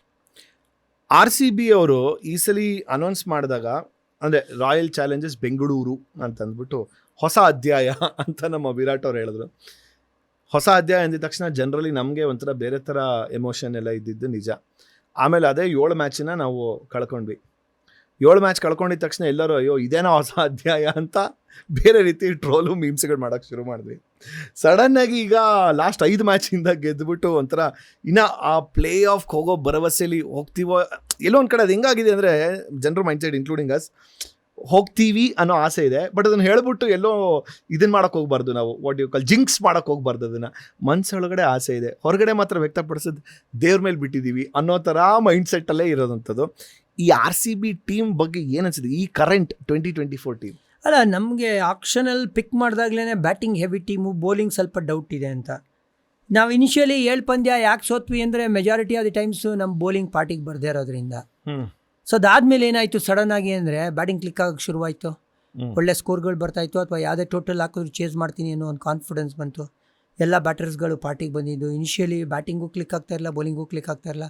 ಇದು ಕಾನ್ಫಿಡೆನ್ಸ್ನ ತಂದುಕೊಡ್ತು. ಆಮೇಲೆ ಮೇಯ್ನ್ ಥಿಂಗ್ ಏನು ಗೊತ್ತಾ, ಒಂದು 6-7 ಗೇಮ್ ಆದಮೇಲೆ ಕರೆಕ್ಟ್ 11ನ ಪಿಕ್ ಮಾಡಿದ್ರ, ಅಂದರೆ ಎಲ್ಲ ಫಾರಿನ್ ಬ್ಯಾಟರ್ಸ್ನ ಹಾಕ್ಕೊಂಡು ಆಲ್ ಇಂಡಿಯನ್ ಬೌಲರ್ ಜೊತೆ ಹೋಗಿದ್ದು. ಆಮೇಲೆ ಬೇಕಾದಾಗ ಲಾಕಿ ಫರ್ಗ್ಯೂಸನ್ನ ಯೂಸ್ ಮಾಡಿರೋದು. ಸೊ ಕರೆಕ್ಟ್ 11ನ ಚೂಸ್ ಮಾಡೋದ್ರಲ್ಲಿ ಇನಿಷಿಯಲಿ ಎಡವುದ್ರು. ಅಂದರೆ ಗೊತ್ತಿತ್ತು ಸೀಸನ್ ಶುರುವಾದಾಗಲೇ ನಮ್ಮ ಹತ್ರ ಇರೋ ರಿಸೋರ್ಸಸ್ ಇಷ್ಟೇ ಅಂತ. ಆ ರಿಸೋರ್ಸಸ್ಸಲ್ಲೇ ಬೆಸ್ಟ್ ಯಾವ ಥರ ತೆಗಿಬೇಕು ಅಂದರೆ, ವಿಲ್ ಜಾಕ್ಸ್ ನೀವು ಗಮನಿಸಿದ್ರೆ ಫಸ್ಟ್ 3-4 ಪಂದ್ಯ ಅಥವಾ 5 ಪಂದ್ಯ ಆಡೇ ಇಲ್ಲ. ಸೊ ಎಲ್ಲರೂ ಜನರು ಕೇಳೋದೇನೆ ಇವತ್ತು, ಯಾಕೆ ವಿಲ್ ಜಾಕ್ಸ್ ಅಂತ ಪ್ಲೇಯರ್ನ ಇಟ್ಕೊಂಡು ಅವ್ರು ಕೂಡ್ಸಾ ಇದ್ದಾರೆ, ಆಡ್ಸೇ ಇಲ್ಲ ಅಂತ. ಅವ್ರ ಇನಿಷಿಯಲ್ ಆಪ್ಷನ್ ಇದ್ದಿದ್ದು ಮ್ಯಾಕ್ಸ್ವೆಲ್. ಇವ್ರ ಬ್ಯಾಡ್ ಲಗ್ಗೆ ಮ್ಯಾಕ್ಸ್ವೆಲ್ ಲಾಸ್ಟ್ ಸೀಸನ್ ಚೆನ್ನಾಗಿ ಆಡಿದ್ರು, ಈ ಸೀಸನ್ ಚೆನ್ನಾಗಿ ಆಡಿಲ್ಲ. ಒಂದು ಸ್ವಲ್ಪ ಏನೋ ಮೆಂಟಲ್ ಡಿಸ್ಟ್ರೆಸ್ಸಲ್ಲಿ ಕೂಡ ಕಂಡು ಬಂದರು, 1-2 ಬ್ರೇಕ್ ತೊಗೊಂಡ್ರು. ಬಟ್ ಈಗ ಎಲ್ಲ ಕರೆಕ್ಟಾಗಿ ಕಾಲ ಕೂಡಿ ಬಂದಂಗೆ ಕಾಣ್ತಾ ಇದೆ. ಫಾರ್ಚೂನ್ಸ್ RCB ಕೈಲಿ ಇರಲಿಲ್ಲ, 5 ಮ್ಯಾಚ್ ಗೆದ್ದಾಗ್ಲೂ ಇರಲಿಲ್ಲ. ಬಟ್ ಏನಾಯಿತು ಅಂದರೆ ಪ್ರಾಬ್ಲಿ ನಾನು ಹೇಳಿದ್ನಲ್ಲ, ಬೇರೆ ಟೀಮ್ಗಳು ನಮ್ಮ ಈಕ್ವೇಷನ್ ಪ್ರಕಾರ ಯಾರು ಗೆಲ್ಲಬೇಕಾಗಿತ್ತು, ಯಾರು ಸೋಲ್ಬೇಕಾಗಿತ್ತು, ಯಾವ ಅಂತರದಿಂದ ಸೋಲ್ಬೇಕಾಗಿತ್ತು, ಅದೆಲ್ಲ ಕರೆಕ್ಟಾಗಿ ಕೂಡಿ ಬಂದಿದೆ. ಈಗ ಫಾರ್ಚೂನ್ಸ್ RCB ಕೈಲೇ ಇದೆ. ಈ ಎಪಿಸೋಡು ಅನ್ಫಾರ್ಚುನೇಟ್ಲಿ CSK ಮ್ಯಾಚ್ ಆದಮೇಲೆ ಹೋಗುತ್ತೆ, ಅಂತಂದರೆ 18ನೇ ತಾರೀಕು ಆದಮೇಲೆ ಬರೋವಂಥದ್ದು. ಬಟ್ ಸ್ಟಿಲ್ ಒಂದು ಸುಮ್ಮನೆ ಸ್ಲೈಟಾಗಿ ಒಂದು ಪ್ರೆಡಿಕ್ಷನ್ ಕೊಡ್ಬೋದು ಅಂತಂದರೆ ವಾಟ್ ಯು ಥಿಂಕ್ ಸರ್? ಮಳೆರಾಯನ್ ಕಾಟ ಬೇರೆ ಇದೆ. ಈಗ ಲೇಟೆಸ್ಟ್ ರೂಲ್ಸ್ ಏನು ಗೊತ್ತಾ, RCB ಪ್ಲೇ ಆಫ್ ಹೋಗಬೇಕು ಅಂದರೆ CSKನ 18 ರನ್ನಿಂದ ಬೀಟ್ ಮಾಡಬೇಕು, ಇಲ್ಲ ಚೇಸ್ ಮಾಡ್ತಾ ಇದ್ದೀವಿ ಅಂದರೆ 11 ಬಾಲ್ನ ಅಂತರ ಇರಬೇಕು. ಸೊ ಇದು 20 ಓವರ್ ಗೇಮ್ ಇರಲಿ, 10 ಓವರ್ ಗೇಮ್ ಇರಲಿ, 5 ಓವರ್ ಗೇಮ್ ಇರಲಿ. ಸೊ 20 ಓವರ್ ಗೇಮ್ ಇದ್ದರೆ ನಿಮಗೆ ಈ 18 ರನ್ ಮಾರ್ಜಿನು, 11 ಬಾಲ್ ಮಾರ್ಜಿನು ಅಷ್ಟೊಂದು ಕಷ್ಟ ಅನಿಸಲ್ಲ. ಬಟ್ ಮಳೆರಾಯನ್ ಕಾಟ ಇರೋದ್ರಿಂದ ಗೇಮು ಕಟ್ಟೇಲಾಗಿ ಓವರ್ಸ್ ಕಮ್ಮಿ ಆಗ್ತಾ ಇದ್ದಂಗೂ ಈ 18 ರನ್ಸ್ ಮಾರ್ಜಿನ್ ದೊಡ್ಡದು ಅನಿಸುತ್ತೆ. 5 ಓವರ್ ಗೇಮ್ ನೀವು ಅಬ್ಸರ್ವ್ ಮಾಡಿ, ಅದರಲ್ಲಿ 18 ರನ್ ಅಂತರದಿಂದ ಗೆಲ್ಲೋದು ಅಷ್ಟು ಸುಲಭ ಅಲ್ಲ. At the same time 5 over ಗೇಮಲ್ಲಿ 11 ಬಾಲ್ಸಲ್ಲಿ ನೀವು ಗೆಲ್ಲಬೇಕು, 11 ಬಾಲ್ಸ್ ಟು ಸ್ಪೇರ್ ಗೆಲ್ಲಬೇಕು ಅಂದರೆ 3.5 ಓವರ್ಸಲ್ಲೇ ಹೊಡೆಯೋದು, 3.1 ಓವರ್ಸಲ್ಲಿ ಹೊಡಿಬೇಕು 5 ಓವರ್ ಟಾರ್ಗೆಟ್ನ. ಸೊ ಎಷ್ಟು ಕಷ್ಟ ಆಗುತ್ತೆ ಅರ್ಥ ಮಾಡ್ಕೊಳ್ಳಿ ನೀವು. ಸೊ ಒಂದು 15-16 ಓವರ್ ಪಂದ್ಯ ಆಗೋದು ಎಷ್ಟು ಇಂಪಾರ್ಟೆಂಟ್ ಆಗುತ್ತೆ ಅಂತ ನಿಮ್ಗೆ ಅರ್ಥ ಆಗ್ತಾ ಇದೆ ಇವಾಗ ಅಂತ ಅನಿಸುತ್ತೆ. ಬೆಸ್ಟ್ ಹೇಳ, ನನಗೆ ಜೀವನದಲ್ಲಿ ಇದು ತುಂಬ ಸಲ ಎಕ್ಸ್ಪೀರಿಯೆನ್ಸ್ ಆಗಿದೆ, ವರ್ಕು ಆಗಿದೆ. ಸೊ ಜನರಿಗೂ ಹೇಳ್ತಾ ಇದ್ದೀನಿ, ನಾನು ಸಿನಿಮಾ ಶೂಟ್ ಮಾಡ್ತಿರ್ಬೇಕಾದ್ರೆ ಪ್ರತಿ ದಿವಸ ಹೊರಗಡೆ ಹೋಗ್ತಿರ್ಬೇಕಾದ್ರೆ ಆ ಟೈಮಲ್ಲಿ ಮಳೆ ಬರುತ್ತೆ ಅನ್ನೋ ವೆದರ್ ಫೋರ್ಕಾಸ್ಟನ್ನು ನೋಡ್ತಾ ಇದ್ವಿ. ಸೊ ನಮ್ಮಮ್ಮ ಹೇಳೋರು ಬಾಯಿ ಮಾತಿಗೆ, ಅವರು ಈ ಥರ ಮಾಡು ಅನ್ನೋರು. ₹1 ತೊಗೊಂಡೋಗ್ಬಿಟ್ಟು ತುಳಸಿ ಗಿಡದಲ್ಲಿ ₹1 ಇಟ್ಬಿಟ್ಟು, ತುಳಸಿ ಗಿಡದಲ್ಲಿ ಕೇಳ್ಕೋ ತುಳಸಿ ಹತ್ರ ಲೈಕ್ ಇವತ್ತು ಮಳೆ ಬರ್ದಿದ್ರೆ ನೋಡ್ಕೊಳಮ್ಮ ಅಂತ. Sir believe me or not, ನಾನೊಂದು 10 ದಿವಸಕ್ಕೆ ಬೇಡ್ಕೊಂಡಿದ್ದೀನಿ, 10 ದಿವಸನೂ ಮಳೆ ಬಂದಿಲ್ಲ. ಅಲ್ಲ ರಾಘವೇಂದ್ರ ಅವರೇ, ನಿಮ್ಮ ಟೈಮಲ್ಲಿ ಮಳೆ ಟೈಮ್ಗೆ ಆಗ್ತಾಯಿತ್ತು, ನೀರಿನ ಅಭಾವ ಇರಲಿಲ್ಲ, ಬೆಂಗಳೂರಲ್ಲಿ ನಡೀತಾ ಇದೆ. ಈಗ ನಾನು ಬರೋ ಮಳೆನ ತಡಿತೀನಿ ಅಂದರೆ ಅಟ್ಟಿಸ್ಕೊಂಬಂದು ಹೊಡಿತಾರೆ ಜನ. ನಮ್ಮ ಮಗನೇ ನಿಂದು ಒಂದು ಮ್ಯಾಚ್ಗೆ ಇಡೀ ಬೆಂಗಳೂರು ಒದ್ಲಾಡ್ಬೇಕೇನಯ್ಯ ಅಂತ. ಹಾಗಾಗಿ ತುಳಸಿ ಗಿಡದಲ್ಲಿ ₹1 ಇಡಕ್ಕೆ ಹೋಗಲ್ಲ ಸರ್ ನಾನು. ಅಲ್ಲ, ತುಳಸಿ ಒಂದು ಐಡಿಯಾ ಮಾಡೋಣ, let's make A fair deal ಆಯಿತಾ. 6 ಗಂಟೆ ಕರೆಕ್ಟಾಗೆ, ಈಗ ಸರ್ ಹೇಳ್ದಂಗೆ ಯಾವುದೋ ಇನ್ನೊಂದು ರೀಲಲ್ಲಿ ನೋಡಿದ್ದೆ, ಸರ್ ಹೇಳಿದರು ದ ಬ್ಯೂಟಿ ಆಫ್ ಚಿನ್ನಸ್ವಾಮಿ ಸ್ಟೇಡಿಯಮಲ್ಲಿ ಏನಾದ್ರು ಎಷ್ಟೇ ಮಳೆ ಬಂದ್ರೂ so quickly the pitch will get 20 ಅಲ್ಲ, ಪಿಚ್ಚು ತೊಂದರೆನೇ ಆಗಲ್ಲ, ಯಾಕಂದ್ರೆ ಕವರ್ ಮಾಡಿರ್ತಾರೆ. ಔಟ್ ಫೀಲ್ಡ್ ಅಂತೂ ಡ್ಯಾಮೇಜ್ ಆಗೋದೇ ಇಲ್ಲ. Sand based within matter of 20 minutes it will be ready to play. Simple 20 ಮಿನಿಟ್ಸಲ್ಲಿ ಅಂತ ಹೇಳ್ತಿದ್ದಾರೆ. ಬಟ್ ಸ್ಟಿಲ್ ಮಳೆ ಬರಲಿ, ನಾವು ಬೇಡ ಅನ್ನೋದೇ ಇಲ್ಲ. ಆ ಬರೀ 7ರಿಂದ 11 ಗಂಟೆ ಮಾತ್ರ ಮಳೆ ಬರ್ದರೆ ಸಾಕು. ಅಂದ್ರೆ ನೀವು 7 ಗಂಟೆಗೆ ತುಳಸಿಗೆ ₹1 ಕಾಯಿ ನೀಡಿ, 6 ಗಂಟೆ ಕರೆಕ್ಟಾಗೆ ತುಳಸಿ ಗಿಡದಲ್ಲಿ ₹1 ಇಟ್ಟು ದೇವರೇ ಬೇಡ್ಕೊಂಡು ಇವತ್ತು ಮಳೆ ಬರ್ದಿದ್ರೆ ಸಾಕು ಅಂತ. ಅಲ್ಲ, ಈ ಸಂಜೆ 6:30 ಸೂರ್ಯಾಸ್ತ ಸಮಯದಲ್ಲಿ ತುಳಸಿ ಮುಂದೆ ದೀಪ ಹಚ್ತಾರೆ. ಕರೆಕ್ಟ್. ದೀಪ ಹಚ್ಬಿಟ್ಟು ಒಂದು ಕಾಯಿನ ಇಟ್ಬಿಟ್ಟು, ಏನ್ ಹೇಳಿದ್ರಿ ಸಾರ್, ಆ ಥರ ಮಾಡ್ಬೋದಲ್ಲ ಸ್ಕೀಮ್? ಖಂಡಿತ ಮಾಡ್ಬೋದು. ಬೆಸ್ಟ್ ಐಡಿಯಾ ನೋಡಿ, ಇದನ್ನು ಮಾಡಿ. ನನಗಂತೂ ವರ್ಕೌಟ್ ಆಗಿತ್ತು ನಾನು ಸಿನಿಮಾ ಶೂಟ್ ಮಾಡ್ಬೇಕಾದ್ರೆ. ಸೊ ನಿಮಗೂ ವರ್ಕೌಟ್ ಆದರೂ ನೀವು ಏನ್ ಗೊತ್ತಾ, ಇದನ್ನ 18 ಆದ್ಮೇಲೆ ಬ್ರಾಡ್ಕಾಸ್ಟ್ ಮಾಡ್ತಾ ಇರ. ಈ ಸೀಕ್ರೆಟ್ ಇಲ್ಲ, ಈ ಪೋರ್ಷನ್ ಮಾತ್ರ ಕಟ್ ಮಾಡ್ಬಿಟ್ಟು ಮುಂಚೆನೆ ಬಿಡ್ತಾ ಇದೀನಿ ನಾನು. ನಾಳೆ ಬೆಳಗ್ಗೆನೆ ಬಿಡ್ಬೇಕು ನೀವು. ನಾಳೆ ಆವಾಗ ಬೆಳಗ್ಗೆ use ಆಗುತ್ತೆ. ಪಕ್ಕ ಇದನ್ನ ಈ ಪೋರ್ಷನ್ ಮಾತ್ರ ನಾಳೆ ಬೆಳಗ್ಗೆನೇ ಬಿಡ್ತೀನಿ, so that will be helpful ಅಂತ. Anyway sir, let's get back to the DRS. What your ನೀವು DRS ಅನ್ನು ಮಧ್ಯದಲ್ಲಿ ತೊಗೊಂಡಾಗ ನಂಗೆ ಆ ಪ್ರಶ್ನೆ ಅಲ್ಲೇ ಕೇಳಬೇಕು ಅಂತ ಅನಿಸ್ತು. ಈ ಒಂದು ಸೋಷಿಯಲ್ ಮೀಡಿಯಾ ಯುಗದಲ್ಲಿ ಈಗ ನೀವು ಶುರು ಮಾಡಿದಾಗ ಸೋಷಿಯಲ್ ಮೀಡಿಯಾ ಅನ್ನೋದು ಏನೂ ಗೊತ್ತೇ ಇರಲಿಲ್ಲ. ಅಲ್ಲ, ಇತ್ತು ಅಂದ್ರೆ ಕ್ರಿಕೆಟ್ ನಾವು ಶುರು ಮಾಡಿದಾಗ ನಾನು ಅದನ್ನ ಹೇಳಿದ್ದು. ಸೊ ನೀವು 2008 ಶುರು ಮಾಡಿದಾಗ ಡೆಫಿನೆಟ್ಲಿ ಸೋಷಿಯಲ್ ಮೀಡಿಯಾ ಕಾಮೆಂಟ್ರಿಗೆ ಬಂದಾಗ ಖಂಡಿತವಾಗ್ಲೂ ಇದ್ದೇ ಇರುತ್ತೆ. ಇತ್ತು. ಅವಾಗ ಅವ್ರು ಹೇಳಿದ್ದು, ನೀವೆಲ್ಲ ಸೋಷಿಯಲ್ ಮೀಡಿಯಲ್ಲಿ ಆಕ್ಟಿವ್ ಆಗ್ಬೇಕ್ರಿ, ಗೊತ್ತಾಗ್ಬೇಕಲ್ರಿ ಜನಕ್ಕೆ ಅಲ್ವಾ.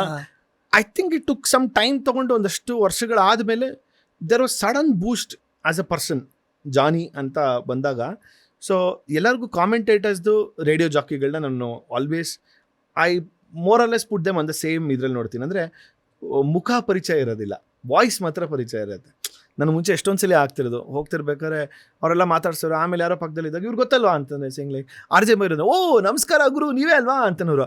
ಅಯ್ಯೋ ನಾನು ಹೆಂಗೋ ಇರ್ತೀರಾ ಅಂತ ಅನ್ಕೊಂಡ್ಬಿಟ್ಟಿದ್ದೆ ನಾನು. ಅದು ಕೇಳಕ್ಕೆ ಚಂದ ಆಯಿತು, ಯಾಕಂದರೆ ಅದು ಪ್ರೀ ಸೋಷಿಯಲ್ ಮೀಡಿಯಾ ಅದು. ಅವಾಗ ಯಾರಿಗೂ ನಾವು ಮುಖ ಹೆಂಗಿರುತ್ತೆ ಅಂತ ಗೊತ್ತಿರಲಿಲ್ಲ. ನಿಮಗೆ ಒಂದು ಸಡನ್ ಸ್ಪೈಕ್ ಆದಾಗ all over people started loving you, saying like, because ಎಲ್ಲ ಕಡೆ ಸೋಷಿಯಲ್ ಮೀಡಿಯಾದಲ್ಲಿ ರೀಲ್ಸ್ಗಳಾಗಿರ್ಬೋದು. ಆಮೇಲೆ ಯಾವಾಗ ಈಗ DRS ಏನು ಶುರು ಮಾಡಿದ್ರು, ಈಗ ನೀವಾಗಿರ್ಬೋದು, ವಿಜಯ್ ಸರ್ ಆಗಿರ್ಬೋದು, ಕೂತ್ಕೊಂಡು ಇದೇ ಥರ ಒಂದು ಕ್ಯಾಶುಯಲ್ ಆಗಿ ಕಾನ್ವರ್ಸೇಷನಲ್ಲಿ ನಿಮ್ಮೊಂದು ಅಭಿಪ್ರಾಯಗಳನ್ನ ಹೇಳೋವಂಥದ್ದು, ಆಮೇಲೆ ಆ ಪದಗಳನ್ನ ಬಳಕೆ ಮಾಡೋವಂಥದ್ದು, ಅದನ್ನು ನಾರ್ಮಲಾಗೆ ಈಗ I should not be saying this, ಕೆಲವರು ಪ್ಲೇಯರ್ಸ್ಗಳನ್ನ ದೇವ್ರನ್ನ ಮತ್ತು ಕ್ರಿಕೆಟರ್ಸ್ನ ಮಾತ್ರ ಜನರು they treat them as if ನಮ್ಮ ಮನೆಯವ್ರ ಥರ ಅಂತಾನೆ, ಅಂದರೆ ಏಕವಚನದಲ್ಲೇ ಮಾತಾಡಿಸುವಂಥದ್ದು. ಅಂದರೆ ನಾವು ಯಾರು ಅಂದರೆ it is because of the love. So ಯಾರೊಬ್ರಿಗಂತ ಏನು ಕುಟುಕ್ತಾನೆ ಗುರು ಇವನು, ಏನು ಆಡ್ತಾನೆ ಗುರು ಇವನು ಅಂತಂದ್ಬಿಟ್ಟು ವಿ ಡೋಂಟ್ ಹೆಸಿಟೇಟ್. ಬೇರೆಯವ್ರು ಮಾತ್ರ ತುಂಬ ರೆಸ್ಪೆಕ್ಟ್ಫುಲ್ಲಾಗಿ ಕೊಡೋವಂಥದ್ದು ಇರುತ್ತೆ. ಈ ಬೆಳವಣಿಗೆ ಟೈಮಲ್ಲಿ ಬಂದಾಗ ಅಟ್ ದಿಸ್ ಪಾಯಿಂಟ್ ನಿಮ್ಮನ್ನ ವಯಸ್ಸು ಜಾಸ್ತಿ ಆಗಿದೆ ಅಂತ ಹೇಳ್ತಿಲ್ಲ, ಬೈ ದ ವೇ, ಆಯಿತಾ. But at this age when you started getting social media at traction ಸಿಕ್ಕಿದಾಗ how was your mind set, what did you feel about it? Sir, ಇದು ಮಾಡಬೇಕು ಅಂತ ಶುರುವಾಗಿದ್ದಂಥ ಒಂದು ಏನು ಹೇಳ್ತೀರಾ ಅಭಿಯಾನ ಅಲ್ಲ ಇದು. ವಿಜಿ ಶುರು ಮಾಡಿದ್ದ, ಅವನೇ ಇದಕ್ಕೆ ಫೌಂಡರು. ಕೋವಿಡ್ ಟೈಮಲ್ಲಿ ಅವನು ಸುಮಾರು ಕತೆಗಳು ಹೇಳೋನು, ಅವರ ಏನು ಹೇಳ್ತೀರಾ ನೀಸು ನೆವ್ಯೂಸು ಅವ್ರಿಗೆಲ್ಲ. ಸೊ ಅವರೆಲ್ಲ ಮಾಡ್ರನ್ ಡೇ ಅಲ್ವಾ, ಅವರ ಇದನ್ನೇ ಯಾಕೆ ನೀವು ಯೂಟ್ಯೂಬಲ್ಲಿ ಹೇಳ್ಬಾರ್ದು, ಸೋಷಿಯಲ್ ಮೀಡಿಯಾಗೆ ಹೇಳ್ಬಾರ್ದು, ಎಂಜಾಯ್ ಮಾಡ್ಬೋದು ಜನ ಅಂತ. ಸೊ ಅವನು ಶುರು ಮಾಡಿದ್ದು DRSನ RJ ಸ್ಮಿತಾ ಜೊತೆ. ಓಹೋ. ಹಾಂ, RJ ಸ್ಮಿತಾ ಜೊತೆ ಏನಾಗೋಯ್ತು ಅಂದರೆ ಈಗ Q&A ಥರ ಆಗೋಯ್ತು. ಯಾಕಂದರೆ ಅವರು ಕೌಂಟ್ರ್ ಕೊಡೋಕ್ಕಾಗ್ತಾ ಇರಲಿಲ್ಲ, ಅವರು ಪಾಪ ಕ್ರಿಕೆಟ್ ಫೀಲ್ಡಿಂದ ಬಂದವರಲ್ಲ. ಸೊ ಅವ್ರು ಏನಿದ್ರು ಅವ್ರ ಪಾಪ ಲಿಮಿಟೆಡ್ ನಾಲೆಡ್ಜಲ್ಲಿ ವಿಜಯ್ ಜೊತೆ Q&A ಥರ ಆಗೋದು. ಅವನಿಗೂ ಅದು ಆಗ್ತಾ ಇರಲಿಲ್ಲ. ಆಮೇಲೆ ಅವರೇ ಹೇಳ್ಬಿಟ್ರು, ಸಾರ್ ನಿಮ್ಮ ಜೊತೆ ನಾನು ಮ್ಯಾಚ್ ಮಾಡೋಕ್ಕಾಗೋದಿಲ್ಲ ಸಾರ್ ಅಂತ. ಸೊ ಆಮೇಲೆ ಒಂದು ಫೈನ್ ಡೇ ಅವನು ಹೇಳ್ದ, ಜಾನಿ ಯಾಕೋ ನಾನು ನೀನು ಮಾಡಬಾರ್ದು ಅಂತ. ಸೊ ಶುರು ಮಾಡಿದ್ವಿ ನಾವಿಬ್ಬರು ಕೋವಿಡ್ ಟೈಮಲ್ಲೇ. ಅವನು ನಮ್ಮ ಮನೆಗೆ ಬರೋನು, ನಾನು ಅವ್ರ ಮನೆಗೆ ಹೋಗೋದು, ಆ ಥರನೇ. ಯಾವುದೇ ಒಂದು ಪ್ರೊಫೆಷ್ನಲ್ ಸೆಟಪ್ಪು ಆ ಥರ ಏನೂ ಇರ್ತಾ ಇರಲಿಲ್ಲ. ವಿಜಿ ಮೊಬೈಲಲ್ಲೇ ಮಾಡೋದು, ಯೂಟ್ಯೂಬಲ್ಲಿ ಅಪ್ಲೋಡ್ ಮಾಡೋದು. ಆಮೇಲೆ ಹೋಗ್ತಾ ಹೋಗ್ತಾ ನಾವು ವಿ ಸ್ಟಾರ್ಟೆಡ್ ವಿತ್ ಯಾವುದಪ್ಪ ಅದು ಸಾಫ್ಟ್ವೇರು, ಇವಾಗ ಯೂಸ್ ಮಾಡ್ತಾ ಇಲ್ಲ ಅದನ್ನು. ಮುಂಚೆ ಇನ್ಶಾಟ ಅಲ್ಲ ಇನ್ನೊಂದು ರೀ, ಎಲ್ಲರೂ ಯೂಸ್ ಮಾಡ್ತಾರಲ್ಲ ಮೀಟಿಂಗಿಗೆ, ಏನದು ಝೂಮ್ ನೋಡಿದ್ರಾ? ಝೂಮ್ ಮತ್ತೆ ಹೋಗ್ಬಿಟ್ಟಿದ್ವಿ. ಝೂಮಲ್ಲಿ ಅಕೌಂಟ್ ಓಪನ್ ಮಾಡಿ ನಾನೇ ಕ್ರಿಯೇಟ್ ಮಾಡಿ ರೆಕಾರ್ಡ್ ಮಾಡಿ ಅಪ್ಲೋಡ್ ಮಾಡ್ತಾಯಿದ್ವಿ. ಆಮೇಲೆ ನನ್ನ ಕೊಲೀಗ್ ಒಬ್ಬರಿದ್ದಾರೆ, ಅವ್ರ ಮಗ ಯಾವುದೋ ಒಂದು ವಿಡಿಯೋ ಎಡಿಟ್ ಮಾಡಿದ್ದ ಅಂತ ಕಳಿಸಿದ್ರು. ಬಿಕಾಸ್ ಈ was doing film making course in Symbiosis. ಅದನ್ನು ನೋಡ್ಬಿಟ್ಟು ಇವನ್ನ ಯಾಕೆ ನಾವು ಅವನಿಗೂ ಹೆಲ್ಪ್ ಆಗುತ್ತೆ ಸ್ಟಡೀಸಲ್ಲಿ ಅಂತ ಪ್ರಣವ್ ಜೋಶಿ ಜೊತೆ ನಾವು ಅವಾಗ ಟ್ಯಾಗ್ ಆಗಿದ್ದು. ಅವನು ನಮಗೆ ಬ್ಯಾಕ್ ಎಂಡ್ ಶುರು ಮಾಡಿದ. ಬೆಳೀತಾ ಒಬ್ಬರೊಬ್ಬರು ಹಾಗೆ ಜಾಯಿನ್ ಆಗೋರು. ಅಖಿಲ್ನ ಒಂದು ಸತಿ ಬರೋನು, ಚಿಪ್ಲಿ ಬರೋನು, JK ಅನಿಲ್ ಕುಮಾರ್, ಪವನ್ ದೇಶಪಾಂಡೆ, ಒಂದೆರಡು ಶೋಗೆ ವೆಂಕಿ ಬಂದಿದ್ದಾರೆ, ಜೋಶಿ ಬಂದಿದ್ದಾರೆ. ಆ ಥರನೇ DRS ಒಂಥರ ಒಂದು ಸಸಿಯಿಂದ ಇವತ್ತು ಒಂಥರ ಹೆಮ್ಮರ ಅನ್ನೋಕ್ಕಿಂತ ಒಂದು ಮರ ಆಗಿದೆ ಅಂತ ಹೇಳ್ಬೋದು. ಇವತ್ತು ಖುಷಿ ಆಗುತ್ತೆ ಅಲ್ವಾ? ಎಷ್ಟು ಜನ ಹೇಳ್ಬೇಕಾದ್ರೆ ರಿಲೇಟ್ ಮಾಡ್ಕೊತಾರೆ. ಈಗ ಜಾನಿ ಸರ್ನ ಇಂಟರ್ವ್ಯೂ ಮಾಡ್ತಿದ್ದೀನಿ, DRS ಬಗ್ಗೆ ಕೇಳೋದನ್ನ ಮರಿಬಿಡಮ್ಮ ನೀನು ಅಂತ ಹಿಂಗೆ ಹೇಳೋರು. ಅಸ್ ಲೈಕ್ ಹಾಂ ಅಂದರೆ ಈಗ ಎಷ್ಟೊಂದು ಪ್ರಶ್ನೆಗಳು ಇರ್ಬೇಕಾದ್ರು they will have their specifics ಅಂತಿರುತ್ತೆ. ಅಂದರೆ they will be fond of. ಆಮೇಲೆ ಆ DRS ಅಲ್ಲಿ ಒಬ್ರು ಬಂದು ಅವ್ರ ಫೀಚರ್ ಆಗಬೇಕು ಅಂದ್ರೆ ಅವ್ರಿಗೆ ಎಂಥ ಹೆಗ್ಗಳಿಕೆ ಇದೆ ಅಂತಲೂ ಗೊತ್ತಿದೆ. ಇವಾಗ ಸುಮಾರು ಜನ ಬರ್ತಾರಲ್ಲ, they will be part of it. ಅವ್ರಿಗೆ I was part of the DRS ಅಂತಂದಾಗ ಈ ಕೆಲವೊಂದು ನೀವು ಹೇಳಿರೋ ಸ್ಟೇಟ್ಮೆಂಟ್ಸ್ಗಳು ಸಡನ್ನಾಗಿ ವೈರಲ್ ಆಗೋಗ್ಬಿಡುತ್ತಲ್ಲ. ಈಗ ಸರ್ ಹೋಳಿ ಮಗ ನಿಮ್ಮದೇ ಅನಿಸುತ್ತೆ ನನ್ನ ಪ್ರಕಾರ. ಒಡಿ ಮಗ ಅಂತ ಒಂದ್ಸತಿ ನಾನು ಏನು ಸಿನಿಮಾನ ತರ್ತೀನಿ ಇದಕ್ಕೆ ಕಾಮೆಂಟ್ರಿಗೆ. ಕರೆಕ್ಟ್. ಫಾರ್ ಎಕ್ಸಾಂಪಲ್ ಕಂಟಿನ್ಯೂಸ್ ಆಗಿ 2-3 4 ಹೊಡೆದ್ರೆ ನಾಲ್ಕು ಅಂತ ಶುರು ಮಾಡೋದು, ಇಲ್ಲ ಒಡಿ ಮಗ ಬಿಡಬೇಡ ಇವನ್ನ ಅಂತ. ಅಣ್ಣ ಅವ್ರ ಸಾಂಗ್ಸ್ ಒಂಚೂರು because your inclination towards cinema is like way beyond our imagination. Sir ಹುಟ್ಟು ಬೆಳೆದಿದೆ ಪಿಕ್ಚರ್ಗಳು ನೋಡ್ತಾ ಅಲ್ವಾ. ನಮ್ಮ ಅಜ್ಜಿ ಭಕ್ತ ಪ್ರಹ್ಲಾದ ಪಿಕ್ಚರ್ ನನ್ನ ಪಕ್ಕ ನೋಡ್ತಾ ಕಣ್ಣಲ್ಲಿ ನೀರು ಹಾಕ್ತಾ ಇದ್ದಾರೆ. ಅದಕ್ಕೆ ನಿಮ್ಗೆ ಪ್ರಹ್ಲಾದ ಅಂತ ಏನಾದ್ರು ಹೆಸರಿಟ್ರ? ನನಗಲ್ಲ, ನಮ್ಮ ಅಪ್ಪಂಗೆ ಇಟ್ಟಿರೋದು. ಅಂದರೆ ಅದು ಇವತ್ತಿಗೂ ಜ್ಞಾಪಕ ಇದೆ. 5ನೇ ಕ್ಲಾಸಲ್ಲಿ ಮುಂಜಿ ಆಗಿದ್ದು. ಸೊ 6ನೇ ಕ್ಲಾಸಲ್ಲಿ ಇದ್ದಾಗ ಉಪಕರ್ಮ ಬಂದಿದ್ದು. ಫಸ್ಟ್ ಉಪಕರ್ಮ ದಿವಸನೇ ಭಕ್ತ ಪ್ರಹ್ಲಾದ ಸಂಜೆ ಟಾಕೀಸು ಇದ್ದಿದ್ದು, ಅಲ್ಲಿ ಹೋಗಿದ್ವಿ ನಮ್ಮ ಅಜ್ಜಿ, ನಾನು, ನಮ್ಮ ತಾಯಿ. ಕೇಳಕ್ ಚೆನ್ನಾಗಿದೆ ಮುಂಜಿ ಉಪಕರ್ಮ. ಸೊ ನಮ್ಮ ಅಜ್ಜಿ ಕಣ್ಣೀರು ಆ ಸೀನ್ಗಳನ್ನ ನೋಡಿ. ಅಲ್ಲೇ ನರಸಿಂಹದೇವರು ಹಿರಣ್ಯಕಶಿಪುನ ಬಗದಾಗ ಅಲ್ಲೇ ನಮಸ್ಕಾರ ಮಾಡ್ತಾರೆ ಥಿಯೇಟ್ರಲ್ಲಿ ನಮ್ಮ ಅಜ್ಜಿ. ಆ ಥರ ಸೀನ್ಗಳು. So picture. ಆಮೇಲೆ ರೇಡಿಯೋ ಕೇಳ್ತಾ ಬೆಳೆದವ್ರಿ ನಾವು. 7 o'clock 6:55ಕ್ಕೆ ಸಂಸ್ಕೃತ ವಾರ್ತೆಗಳು. ಆಕಾಶವಾಣಿ ಸಂಪ್ರತಿ ವಾರ್ತಾ ಶ್ರೀಯಂತ ಪ್ರವಾಚಕ ಬಲದೇವಾನಂದ ಸಾಗರ ಅನ್ನೋರು ಹೆಸರು ಅಂತ ನಮಗೆ ಆಮೇಲೆ ಗೊತ್ತಾಗಿದ್ದು. ಯಾಕಂದರೆ ಬರ್ತಾ ಇರಲಿಲ್ವಲ್ಲ ಸಂಸ್ಕೃತ, ಇದೇ ಸಂಸ್ಕೃತ ಅಂತ ಅಂದ್ಕೊಂಬಿಟ್ಟಿದ್ವಿ.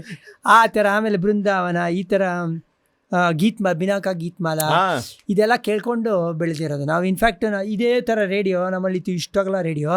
ನಮ್ಮಪ್ಪ West Indies commentary tune in ಮಾಡಿ ಆವಾಗ ವಾಯ್ಸ್ ಆಫ್ ವೆಸ್ಟ್ ಇಂಡೀಸ್ ಏನವ್ರ ಹೆಸರು ಜ್ಞಾಪಕ ಬರ್ತಾ ಇಲ್ವಲ್ಲ, ಸೂಪರ್ ಕಾಮೆಂಟೇಟರ್ ಅವರು. ಅಲ್ಲ ಸರ್ ಅವ್ರಿಗಿಂತ ಮುಂಚೆ ಅವ್ರ ಹೆಸರು ಸದ್ಯಕ್ಕೆ ಜ್ಞಾಪಕ ಬರ್ತಾ ಇಲ್ಲ. ಆ ಕಾಮೆಂಟ್ರಿ ಕೇಳಿ ಬೆಳೆದವರು. ಅಲ್ಲಿಂದ ಶುರುವಾಗಿದ್ದು ಒಂಥರ ಕ್ರಿಕೆಟ್ಗೆ ಹುಚ್ಚುವ ಪ್ಯಾಷನ್ ಎಲ್ಲ. ವಾವ್ ಸರ್, ಈಗ ಬಿಫೋರ್ ನಾನು ಗ್ರೇಟೆಸ್ಟ್ ಕ್ರಿಕೆಟಿನ ಇನ್ಸಿಡೆಂಟ್ಸ್ಗಳಿಗೆ ಹೇಳೋದಕ್ಕಿಂತ ಮುಂಚೆ ಕ್ರಿಕೆಟ್ ಬಗ್ಗೆ ನಾವು ಮಾತಾಡ್ತಿರ್ಬೇಕಾದ್ರೆ ಅವಾಗ ಒಂದು ವಿಷಯ ನನಗೆ ನೆನಪಾಯಿತು. ನನಗೆ as a matter of fact cricket Tendulkar ಯಾವಾಗ ರಿಟೈರ್ಮೆಂಟ್ ತೊಗೊಂಡಾಗ sir, I thought cricket is dead for me. ಅಂದರೆ ಅವತ್ತು ನನಗೆ ಈಗಲೂ ನೆನಪಿದೆ. 2013 or 14 ಸರ್? 13 ಇರಬೇಕು ನನ್ನ ಪ್ರಕಾರ. ಸೊ ಅದೊಂದು test match. Rohit Sharma debut test match ಅದು. ಅವ್ರು 100 ಹೊಡಿತಾರೆ. ಕರೆಕ್ಟ್. ವಾಂಖೇಡೆಲಿ ಅಲ್ವ ಸರ್? ವಾಂಖೇಡೆ 88ಕ್ಕೆ ಸಚಿನ್. ಆಮೇಲೆ ಅರೌಂಡ್ 4:45 ಅಷ್ಟೊತ್ತಿಗೆ ಟೆಸ್ಟ್ ಮ್ಯಾಚ್ ಇನ್ನೇನು ಮುಗಿಯುತ್ತೆ. ಸೊ ಅವಾಗ ನಾನು ವರ್ಕ್ ಮಾಡ್ತಿದ್ದೆ, ರೇಡಿಯೋದಲ್ಲಿ ವರ್ಕ್ ಮಾಡ್ತಿದ್ದೆ. ಸೊ ಅವಾಗ ಮ್ಯಾಚ್ ನಡೀತಿದೆ ಅಂತ ಗೊತ್ತು. ಅಂದರೆ ತೆಂಡೂಲ್ಕರ್ ರಿಟೈರ್ಮೆಂಟ್ ಯಾವಾಗ ಆಗ್ತಾರೆ ಅನ್ನೋದ್ರ ಬಗ್ಗೆ ಬಹಳಷ್ಟು ವಿಮರ್ಶೆಗಳು ಎಷ್ಟೋ ವರ್ಷದಿಂದ ನಡೀತಾ ಇತ್ತು. ಈ ವರ್ಷ ಆಗ್ತಾರೆ. ಆಮೇಲೆ 100th ಸೆಂಚುರಿಗಂತೂ he took a lot of time. ಅವಾಗ ನನಗೂ ಒಳಗಡೆ ನಮ್ಗಳಿಗೂ ಆಸ್ ಎ ಬಿಗ್ ಫ್ಯಾನ್ ಚೈಲ್ಡ್ಹುಡ್ಡಿಂದ ತೆಂಡೂಲ್ಕರ್. ನಮಗೆ ಒನ್ ಹೀರೋ ಯಾರು ಅಂತಂದರೆ ತೆಂಡೂಲ್ಕರ್, ದಟ್ಸ್ ಇಟ್. ನನ್ನ ಮನೇಲಿ ದೊಡ್ಡದೊಂದು ಪೋಸ್ಟರ್ ಹಾಕ್ಕೊಂಡಿದ್ದೀನಿ, ನೆನಪಿದೆ. ಈಗಲೂ ಆ covered to me even today covered drives I don't know, I cannot even imagine like Tendulkar ಥರ. ನನಗೆ ರಾಹುಲ್ ದ್ರಾವಿಡ್ ಸರ್, ತೆಂಡೂಲ್ಕರ್ ಇಬ್ಬರೇ ನನಗೆ ಅದು ನಾನು ನೋಡೋದು. ವೆನ್ ಹಿ ರಿಟೈರ್ಡ್ ಎಷ್ಟು ಬಿಕ್ಕಳಿಸಿ ಹತ್ತಿದ್ದೀನಿ ನಂಗೆ ನೆನಪಿದೆ. Cricket is dead to me ಅಂತ. I never thought cricket will again ವಾಪಸ್ ಬರುತ್ತೆ ಅಂದಿದ್ದೆ. ನನಗಾಗಿದ್ದು MS ಧೋನಿಯವರಿಂದ. ಆ MS Dhoni 2011 world cup it really played a very crucial ಇದು. ಬಟ್ ಯಾವ ಮಟ್ಟಕ್ಕೆ ಪರಿಣಾಮ ಬಿತ್ತು ಅಂದರೆ ಸರ್, 2017 ನಾನು ಇನ್ನೂ ಕೆಲಸ ಮಾಡ್ತಿದ್ದೆ ರೇಡಿಯೋದಲ್ಲಿ. ಸೊ ಅವ್ರ ಸಿನಿಮಾ ರಿಲೀಸ್ ಆಗುತ್ತೆ. ಇದನ್ನು ಸಾಕಷ್ಟು Dhoni release, untold story. So ಅದನ್ನು ಥಿಯೇಟ್ರಿಗೆ ಫಸ್ಟ್ ಡೇ ಲಾಸ್ಟ್ ಶೋ ಹೋಗ್ತೀನಿ ಸರ್. ನಂಗೆ ಈಗಲೂ ನೆನಪಿದೆ. ಹೋಗ್ತೀನಿ, ಸಿನಿಮಾ ನೋಡ್ತೀನಿ. It blue my mind. I am like what ಅಂತ. ಅಂದರೆ ಅವ್ರ ಜರ್ನಿ ಬಗ್ಗೆ ಅಷ್ಟೊಂದು ಗೊತ್ತಿರಲಿಲ್ಲ ಅವಾಗ. ಅದಾದಮೇಲೆ ಸುಮಾರು ಒಂದು 71 ಸಲ ಸಿನಿಮಾ ನೋಡ್ತೀನಿ ಸರ್. 71 times. ಸೇಮ್ ಮೂವಿ 71 ಸಲ. ಚೆನ್ನಾಗೇ ಇದ್ದೀರಾ, ಏನಾಗಿದೆ? 71 ಸಲ ನೋಡ್ತೀವಿ. 70 ಸತಿ ನೋಡಿದ್ರೆ ಧೋನಿ ನಂಬರ್ 7, ನೀವು 70 times 10 times ಏನೋ ಆ ಥರ ಲೆಕ್ಕ ಹಾಕ್ಬೋದಾಗಿತ್ತು. ಇದ್ಯಾವುದು 71 ಸಲ ನೋಡ್ತೀರಿ. ನನಗೆ ಯಾಕಂದರೆ ಅದಾದ್ಮೇಲೆ ಇನ್ನೂ ಒಂದು 30 ಸಲ ನೋಡ್ಬಿಟ್ಟಿದ್ದೀನಿ. ಈಗ ಆ ಟೈಮ್ಗೆ ಈ ಡಿಸಿಷನ್ ತೊಗೊಳಕ್ಕಿಂತ ಮುಂಚೆ ಅಂತ ನಾನು ಹೇಳಿದ್ದು, ನನ್ನ ಜೀವನದಲ್ಲಿ ಒಂದು ಘಟ್ಟದಲ್ಲಿ ಒಂದು ಡಿಸಿಷನ್ ತೊಗೊಂಡೆ. ಯಾಕಂದರೆ ಅವಾಗ ಈ ಹಾಟ್ಸ್ಟಾರಲ್ಲಿ ಅವಾಗ ಪೇಡ್ ಆಗಿ you have to buy the cinema ಇತ್ತು. ಈಗಿನ ಥರ OTT ಇರಲಿಲ್ಲ. ಅಂದರೆ ಒಂದು ಸಿನಿಮಾನ 250 ರೂಪಾಯಿ ಕೊಟ್ಟುಬಿಟ್ಟು ತೊಗೊಂಡ್ರೆ unlimited times you can use it. ನಂದೊಂದು iPad ಇತ್ತು, ಅದರಲ್ಲಿ ನೋಡಿದಾಗಲ್ಲ. ಅಂದರೆ ಈಗ 71 ಸಲ ಫುಲ್ ಸಿನಿಮಾ ನೋಡ್ತಿರ್ಲಿಲ್ಲ, ಕೆಲವೊಂದು ಸೀನ್ಸ್ಗಳು ಮಾತ್ರ ವೆರಿ ವೆರಿ. ಸೊ ನಂಗೆ ಈಗಲೂ ನೆನಪಿರೋದು, ಕೋಲ್ಕತ್ತಾಯಿಂದ ಬೆಂಗಳೂರಿಗೆ ಬರ್ತಾ ಇದ್ದೀನಿ, ಪ್ರಮೋಷನ್ ಸಿಕ್ಕಿದೆ ಕೆಲಸದಲ್ಲಿ. ಸೊ ತುಂಬ ಒಳ್ಳೆ ಸಂಬಳ ಆಯಿತಾ, ಬರ್ತಿರ್ಬೇಕಾದ್ರೆ. But I know I am not enjoying that much. ಅರ್ಥ ಆಯ್ತು ಬಿಡಿ. ಧೋನಿ ಅವ್ರು ಯಾವ ಥರ ರೈಲ್ವೇಸ್ ಕೆಲಸ ಬಿಟ್ರಲ್ಲ, ಎಕ್ಸಾಕ್ಟ್ಲಿ ಪರ್ಸ್ಯೂ ಮಾಡೋಕ್ಕೆ. ಆ ಒಂದು ಸೀನ್ ಇದೆಲ್ಲ ಸರ್, ಆ ಪ್ಲಾಟ್ಫಾರ್ಮ್ ಸೀನು, ಅದ್ರ ಎಷ್ಟು ಸಲ ಹಾಕೊಂಡು ನೋಡ್ತೀನಿ ಈಗಲೂ ನಂಗೆ ಗೊತ್ತಿದೆ. ಪ್ಲಾಟ್ಫಾರ್ಮ್ಸ್ ಇನ್ನೂ ಕೂತಿರ್ತಾರೆ, ಆ ಬಾಗಿಲು ಓಪನ್ ಆಗುತ್ತೆ, ಅಲ್ಲಿ ಧೋನಿ ಧೋನಿ ಅಂತ ಕರಿತಿರೋಂಥದ್ದು. ಅವತ್ತು ಡಿಸೈಡ್ ಮಾಡಿದೆ ಸರ್, ಕೋಲ್ಕತ್ತಾಯಿಂದ ಬೆಂಗಳೂರು ಜರ್ನಿಲಿ there is no looking back.